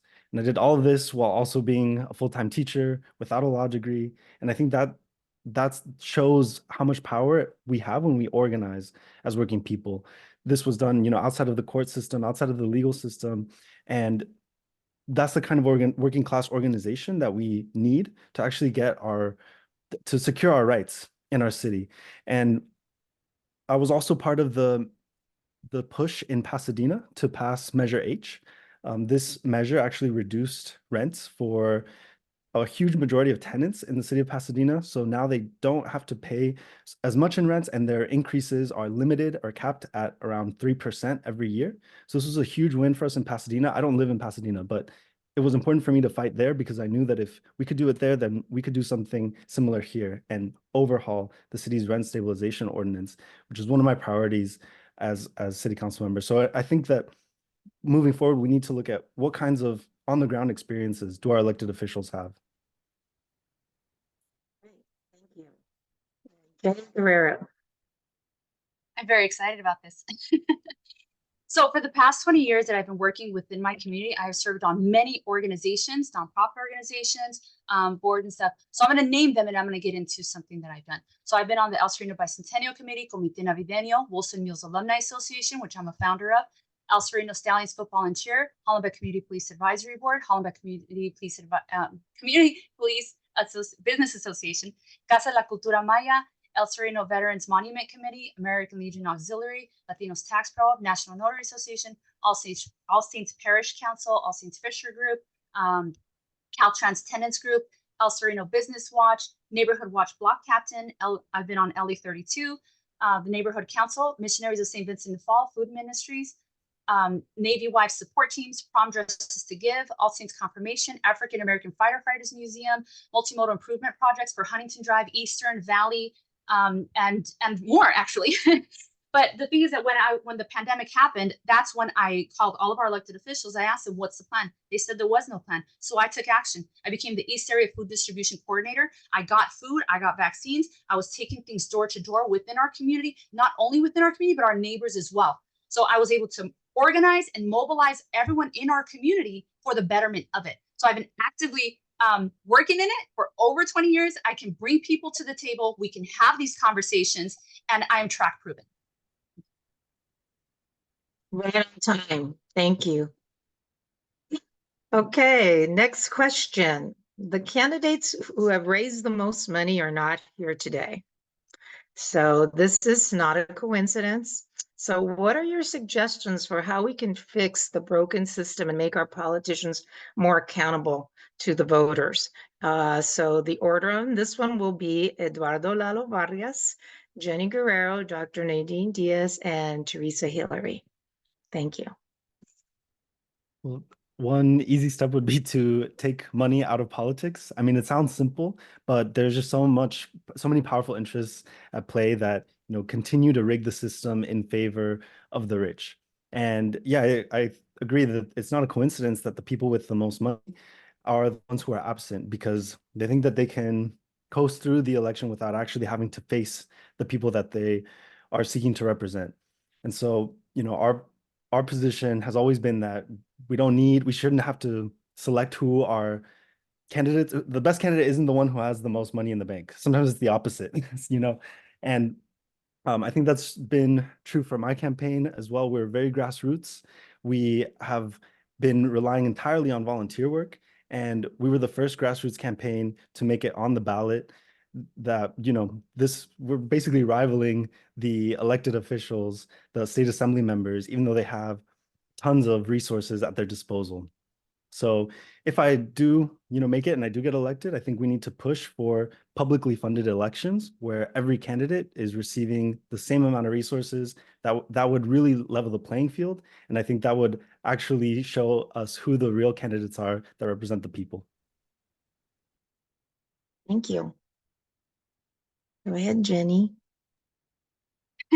Accountability. Oh my gosh. So letting them know that they are not above the law, because they tend to think that they can get away with drinking and driving, with incidences, with not having to deal with the rest, and they have a clean break out of anything that happens.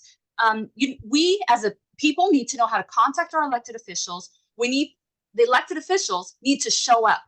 They need to be present. They need to come and face the community and talk to the community. It's not okay for someone who lives and represents an area to spend the majority of their time outside of the district. So I live, work, and play within my district and within my community. So I'm accountable to my community. When I'm walking down the street, when I'm walking anywhere that I go, I'm looking everyone's in the eyes. And I know that my decisions have a direct impact on their qualities of life. It's also important for elected officials not to steal other people's events. So a lot of times politicians go and slap their name and their sticker all over other community organizations, including neighborhood councils events, and make it seem like they're the ones putting these things forward when it's not them. I've had so many of my events stolen from all of those elected officials, and it's unfair. But what do? We take it because we suffer from Stockholm syndrome, which is like we have to be within this in this little narrative with these elected officials. We have to accept what they're giving us. Otherwise, we don't get anything else. So that is a commitment that I make to everyone here today, that no matter how this goes, if I'm elected, it doesn't matter where you stand on this, I will serve you. I will represent you. I will make sure you have your fair share. Time's up. Thank you. Dr. Nadine Diaz, your turn. I love this question. I'm proud to say I have the least amount of money, but I have volunteers in the community who have helped me get to where we are today. And this is not a campaign about me. It's about representing the district, and most importantly, the people. We need to have campaign finance reform. I would like to have a cap, maybe 20,000. I remember back in the 60s, candidates actually knocked on the door and grandma and grandpa welcomed them in for a cup of coffee or dinner or lunch. And we sat and talked about, what is your platform? What do you plan to do? Why are you running? Where are you from? Where have you been? And that heart-to-heart conversations don't exist anymore. It's about the money. It's about who's financing who. Billionaires, special interests are all about, we are going to pick that candidate and we're going to run he or she, and then we're going to get to that point. That's why corruption exists. It has been tough, yes, but you know what? The face-to-face talking to people and listening to them. As a social worker, it's important to me to listen to my constituents.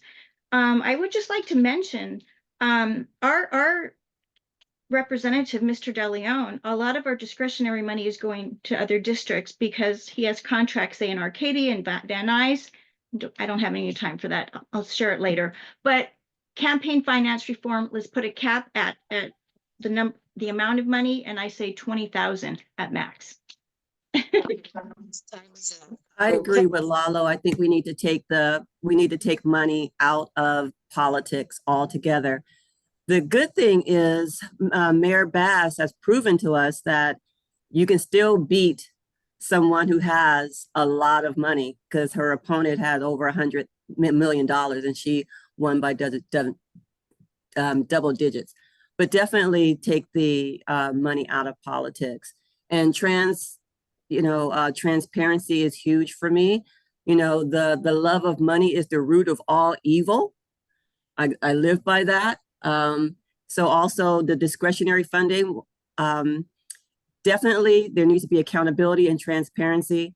When I'm in office, I want to make sure everybody knows where the money is coming from in terms of the discretionary funds, how much money is coming through the district, where the money is going, how much money is going out of the district. It shouldn't be a needle in a haystack looking for that information. It should be very readily available on the website where you can just click, and you can see what's going on. And you can see where if your community is not getting its fair share, then you hold me accountable, hold your representative accountable. But right now, you don't know where the money is going. You have to dig or even sue right? Sue someone to get the documentation that is surrounded by money. So transparency is key. Accountability is key.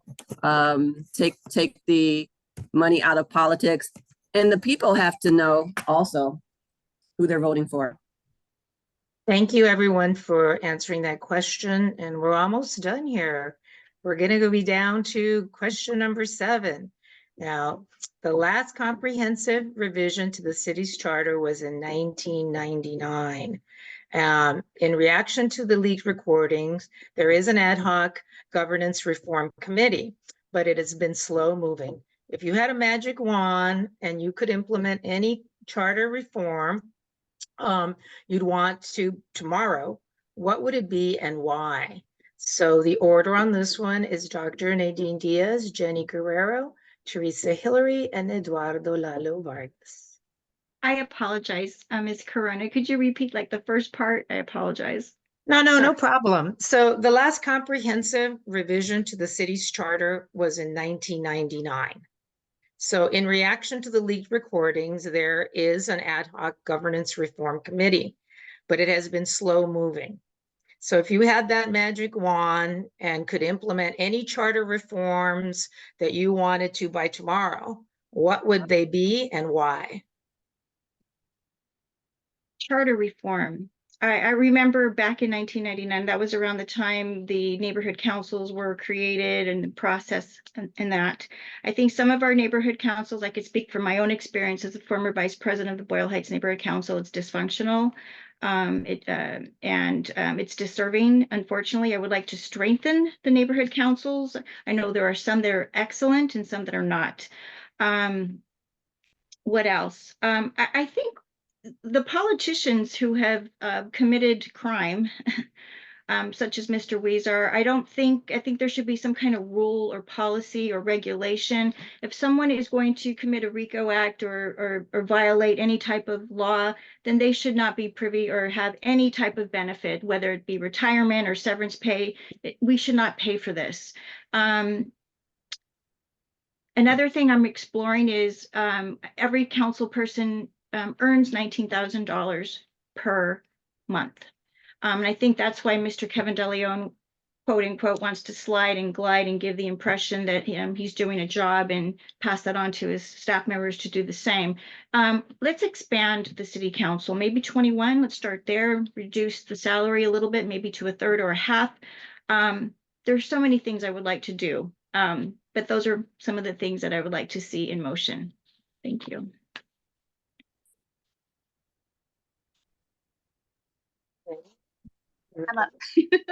I'm actually loving this forum, so I'm glad. thank you for it. Okay, so one of the changes that I would do to the charter is to increase the council members. For example, the LAPD has 21 precincts. We only have 15 council districts, and they don't coincide. They're completely independent of each other. Our districts shouldn't be gerrymandered, and they shouldn't be bought off because of political aspirations. So we need an independent body to come in with community input, with experts, take into account the population, the demographics, the actual the land. So you have some places that are commercial, that are vast, that don't have very many people living on it, and then you have other places that are very high density. So we need something that will actually reflect a population of people, not intentionally cut them through just to diminish their voice. So I think that is a very important thing for us to do. Where am I at? Yeah, I think that's the most important part for me. Thank you. Thank you.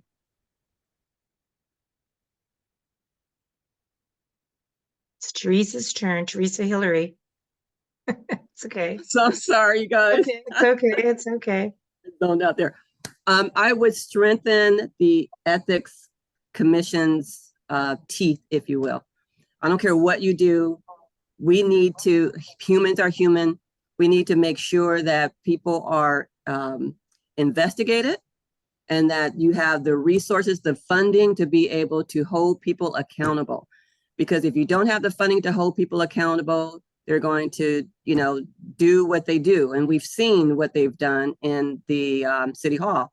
And it may start off innocent and it just grow and it grows and it grows until we're like, oh my God, you know, look at all these people. But I would definitely strengthen our ethics committee and make it mandatory that they have to investigate, make it mandatory. Each and every seat needs to be investigated. What they do with their funding needs to be investigated. And whatever you find, then they need to be held accountable. So I would strengthen the teeth in terms of the accountability. Thank you. Hold them accountable. Yes. You're up. There's an unfortunate practice of clinging on to old, outdated documents in this country. Our country's constitution is one of the oldest ones in the world. Our city charter is also very old for a city of our scale. And I think we should be a city that is able to modernize our charter and update it to reflect the actual needs of our municipal government, of our population growth, of the environment. And that requires constant feedback and constant dialogue between our community. I think I would agree with my colleagues that we need to expand the city council. I would propose expanding to a size of around 50 city council members, because that's similar to the scale of the city of Chicago. We would also need to include seats that are for specially protected groups, historically oppressed groups, like the Black community, the Asian American community. All of these groups need to have representation ensured on the city council. I think our elected officials should not make more than the average worker in LA. That would actually show us who is interested in fighting for us and not just for a salary or a raise. So I think that if we were to do those changes, you know, I think those are actually realizable. It doesn't take a magic wand, but it does take working people's movement. And I think that LA can actually pave the road for not just for our city, but for the rest of the country. Thank you, Eduardo. Teresa, do you have your hand up? Yeah, I just want to ask Lalo a follow-up question in terms of how much would you say this seat is valued at? Because you said the working class was at, how much would you think a city council person should make? I think that the city council member, if they actually made what the average worker in Los Angeles made, which it actually depends on the district. So for example, in Boyle Heights, a family could make like around $30,000, which is not a livable wage at all. In another part of the city, it could be closer to $60,000. Whatever the average is for an average worker. I mean, what I want us to think of is like, what would our city look like if we were staffed by nurses, by teachers, by sanitation workers, by people who actually have experience making the city run? If we were the ones who were calling the shots, how would we direct the city's funds to actually serve our interests? Right now, the city council members, they make over $200,000. They get paid more than the governors of some states. That creates a system that creates the corruption that we see, the bribery and all of the really the ugly side of the system that needs to be eradicated. Thank you. Anybody else have any other comments? We're near the closing. So anyways, no other comments, then we'll go on to our closing. So you have 1 minute to share any final thoughts. And the order is Teresa Hillary, Eduardo Lalo Vargas, Jenny Guerrero, and Dr. Nadine Diaz. Thank you.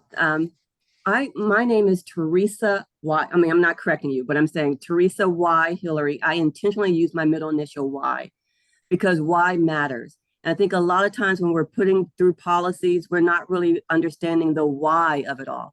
We have to understand why something is happening in order for us to make good policy to resolve the issue. You have to know that. So that's why I do that. I really believe that we can have a district that's not just safer, cleaner, greener, but one where every voice can be heard and every dream can be realized. And that's what I want to do. I want to bring people together, want to work with the neighborhood councils. I'm not part of any type of special interest group. Everyone in the neighborhood councils will have a voice, And not only the neighborhood council that we have, but I want to establish a neighborhood council in Skid Row. I think that is key. If we are calling homelessness a humanitarian crisis, we have to do right by Skid Row. And that's one of the things we can do to change the narrative about homelessness, is to give them the same opportunity every other neighborhood has. Thank you. And I appreciate you bringing that up, that I didn't use your why. And but thank you. That's a very good point you made, Teresa. Why Hillary? All right, we'll go to Lalo Vargas. Yeah, so I think I've made clear, you know, our campaign is really about serving the needs of working people. And what sets us apart is that I'm not just here to get votes or to put a fresh new face on a system that is ugly and corrupt. That is what the corporate candidates like to do. That is what the people like Kevin De Leon have done to our system. And what we deserve, what we need is not just a commitment from our city council member, but what we need is a commitment to actually building a movement of working people and to create an instrument of political power that, to me, is the form of a political party that will be able to accomplish all of the things that the corporate Democrats keep telling us are impossible. Housing is a human right, an end to police terror, environmental justice, a free public transit system in the city of LA. That is what the future holds for us, and that's the socialist horizon that I want us all to build towards. Thank you. Jenny Herrera, you're up. Well, in 1 minute to sum it up, I'm not just a catchphrase. You know, I'm not going to say these hot button terms that come out. I'm running for a public servant position. I am a public servant. I've been a public servant for 20 years, free, because that's where I dedicate my time. I'm asking everyone here for your support to come out to vote for me. Look me up. There are people that just point at the fires, and there's people that put them out. I put them out. Look me up, literally. I put them out. But who is not funding my campaign? Lobbyists, special interests, developers. My campaign is the one that actually has not raised as much money as any of the other ones, because I live in a economically disadvantaged community, and they're the ones that are giving their hard-earned dollars to help support what it is that we're doing. So I'm asking each of you to vote for our communities and give me your support. Thank you. Dr. Nadine Diaz, you're up. Thank you so much.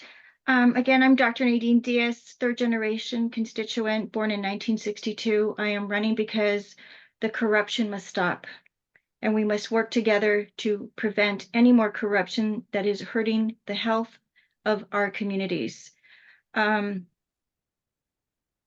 It has taken, what has happened to our communities is that small homeowners, tenants, small businesses, our environment has suffered at the cost because billionaires have been behind closed doors with the politicians for the past 50 plus years. And enough is enough. It's time that we rise to the occasion. Everyone in this district matters. Everyone in this city matters. I have worked in emergency departments. I have seen trauma. I have seen human sex trafficking, children's sex trafficking. I have seen injustice at all different types of angles. And I am running because I'm tired of the corruption, and I want to restore the transparency, integrity, respect, and service. Thank you. Thank you. Well, thank you all. I want to give you all a round of applause for coming to our forum. And it's really appreciated that you accepted our invitation, are here tonight with us. I know that Lisa will have some parting words, but thank you. A round of applause for all of you. Thank you for having us. Yes, You're thank you. welcome. I really appreciate it, and I wish all of you the best of luck. I know you can't all win, but I thank you so much for your time, and we can all work together. Yeah, I was just going to say, all of you can continue to go forward and do good for this city, and continue to work with us, and let's work with the Sustainability Alliance, and let's all continue to do the good work together. So well said. Are there any CD14 in the audience? Great question. Let's find that out. I know, let's see, Eddie said he was, and it looks like, somebody whose name might be Vivian or might not be Vivian is raising, I think that looks as a hand. Clara Solis, I think, is raising her hand. Yeah, so yes. I can't see everybody because we're spotlit. Charles, can you unspotlight us, please? Yeah, we can see. Or can we unspotlight ourselves? I don't know. How can we do that? I have two screens, so I recognize everyone. So hey, everyone. There's a lot of CD14 residents on here. Yeah. All right. So thank you very much. Thank you. Thank you. Bye-bye. Have a good evening, everyone. Oh, Go, Lisa. If you Okay, want to yes. Say anything. So it is 8:32, so we are running late because we did have an extra candidate, but I'm glad that we did. So let's very quickly go through our committee reports and very quickly do announcements, and let's aim to be out of here in like 5 minutes, if that works. Okay, let's see. I have to find them, sorry. Where? Here they are. Why? Oops, that's the wrong one. Sorry, I already shared that. Where's the other one? Oh. It's not there and it was there before. Okay, I'll just talk because they disappeared and I swear they were here before. So our committee report is, well, we did a lot of the things that so it was the stuff we worked on this, today. It was the leaf blowers and the artificial turf, and I'll combine this with the announcements. We're having Heidi Feldstein Soto is going to come in our April meeting. So that was, that started partially through our, oh, somebody else is sharing it? Oh gosh, that's so confusing to me. Okay, that's really I gonna threw it up confuse there me. just Gonna because help out. Can you I threw it up there share for it? you. That's gonna confuse the hell out of me, but okay. Can you do the slideshow version, please? I didn't have, this is what I threw together. Sorry, but can you click where it says slideshow? See where it says slideshow where, wait, well, how's it? Yeah, there, thank you. Okay, there you go. Okay. Thank you. Okay, so the things we did, artificial turf, leaf blowers, and Heidi Feldstein Soto is coming in April, and that's got a lot of questions from the advocacy committee as well as the energy committee, mostly those two committees. Charter reform, which we asked about tonight, democracy vouchers, that was sort of a trick question for the candidates. None of them got that one. Oh, Teresa's here, but see, so that was a trick question. Nobody got that one. But that was the question about political influence. I mean, the money question. And then missing bias wells, we have good news on that, but we don't have time to share it with you, but we will share it with you soon. Sepulveda Basin, we're working on still. You can come to a March 12th meeting from Climate Reality San Fernando Valley if you want to hear more. And Olympics, we got a lot of stuff going on with the Olympics because we are on the LA Sustainability Working Group. Okay, next slide, please, Charles. Thank you very much for pulling this up. Energy, AJ, are you still with us? Yep. Great, thank you. Take it away. So real quick, with our continued works with the Vista Hermosa community, as well as Sunrise and Sierra Club, we have a follow-up tour scheduled for March 9th from 9 a.m. to 10 a.m. I'll actually be attending among our other committee members. And, you know, just really happy with the strides that we've made in this work, and have to give a shout out to the fellow committee members, Lisa and Kathy, for all of their efforts, and just look forward to continuing the push. The second item, as far as the Aliso Canyon Disaster Health Study, I attended the third community meeting. There was a heavy focus on the effects of birth. One of the major findings in it was that there was a link between birth effects and one of the outcomes was including autism as well as child cancer. I'm following this closely because I'm actually a resident that lives in the neighboring community of Porter Ranch. So I will continue to share I'm going to have to actually change that link to the website of the UCLA study group, and we'll make it a point to do that. And also there's continued work. Big thanks to Lisa on the LADWP grant on the gas stoves, and she's continuing the conversation with Rhonda from the Switch Is On. Lisa, you can touch on this quickly if you need to, or I could keep moving. Keep moving, please.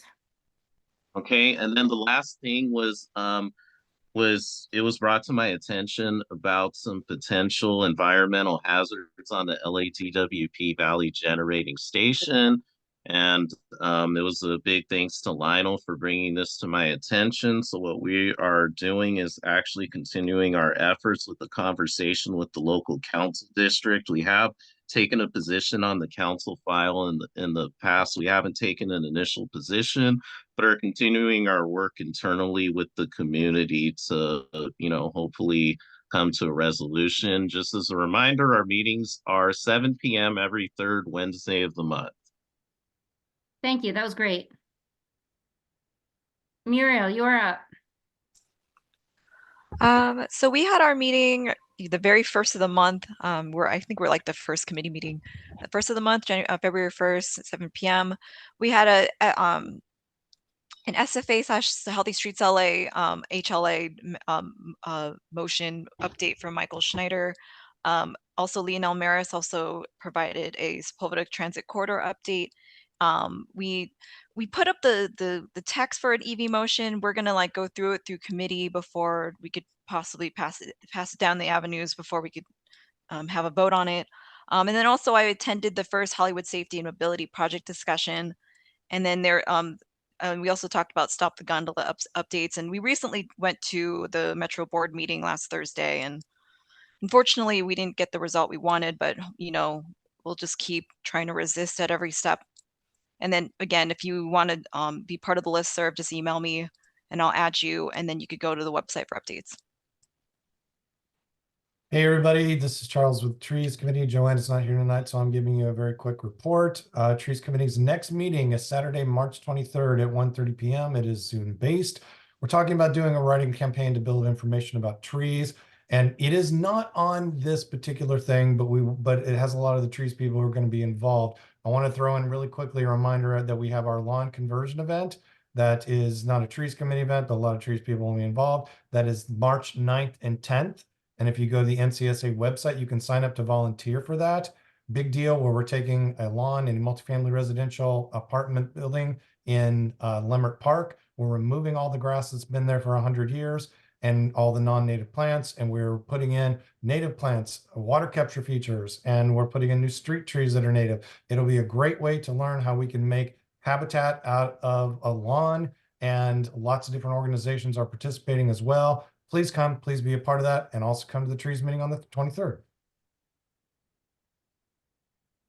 All right, thank you. Okay, so okay, so it's 8:40.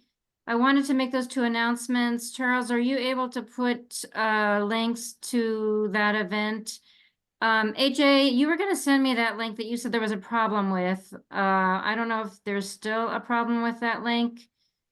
Yeah, sorry. I tried to sign up for it today, and it was saying that it's a suspicious site or something.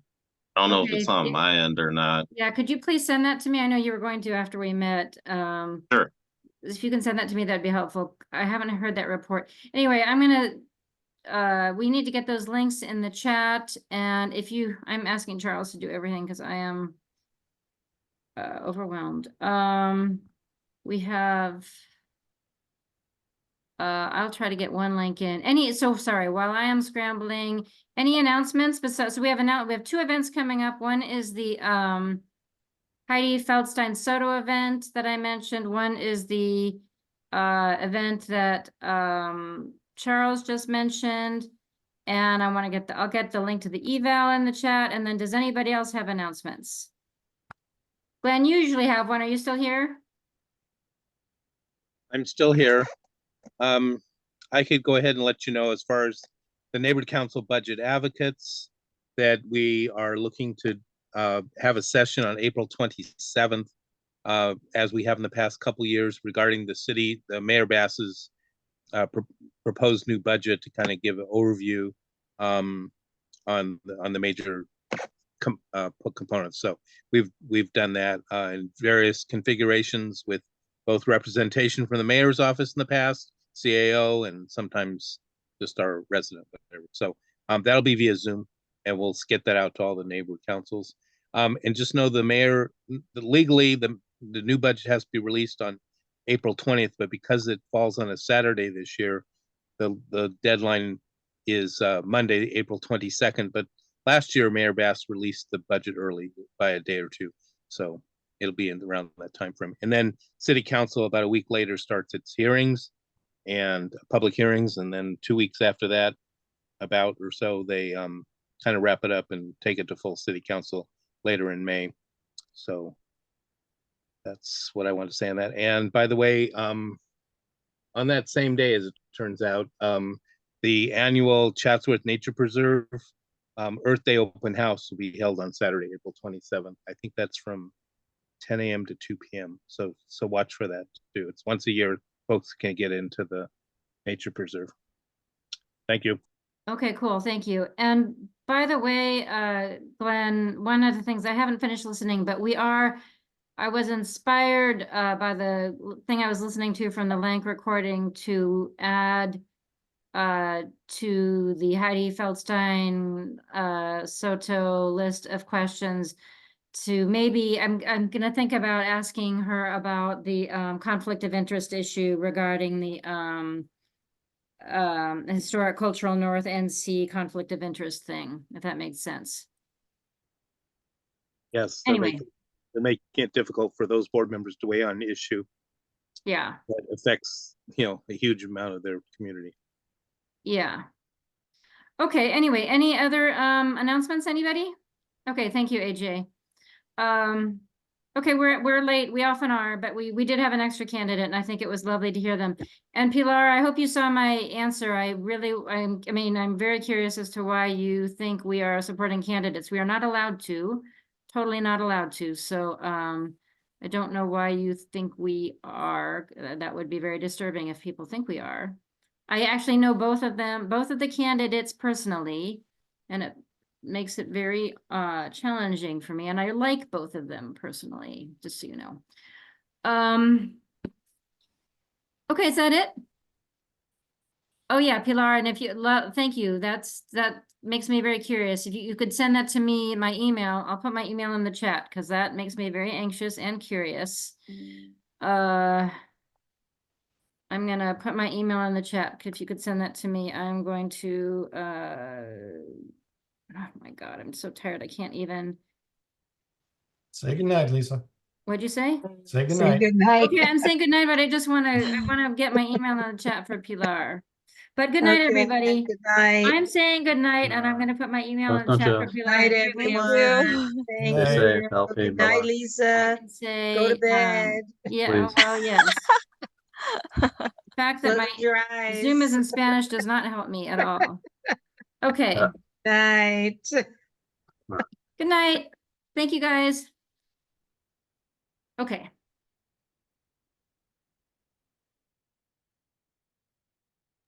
Bye. All right.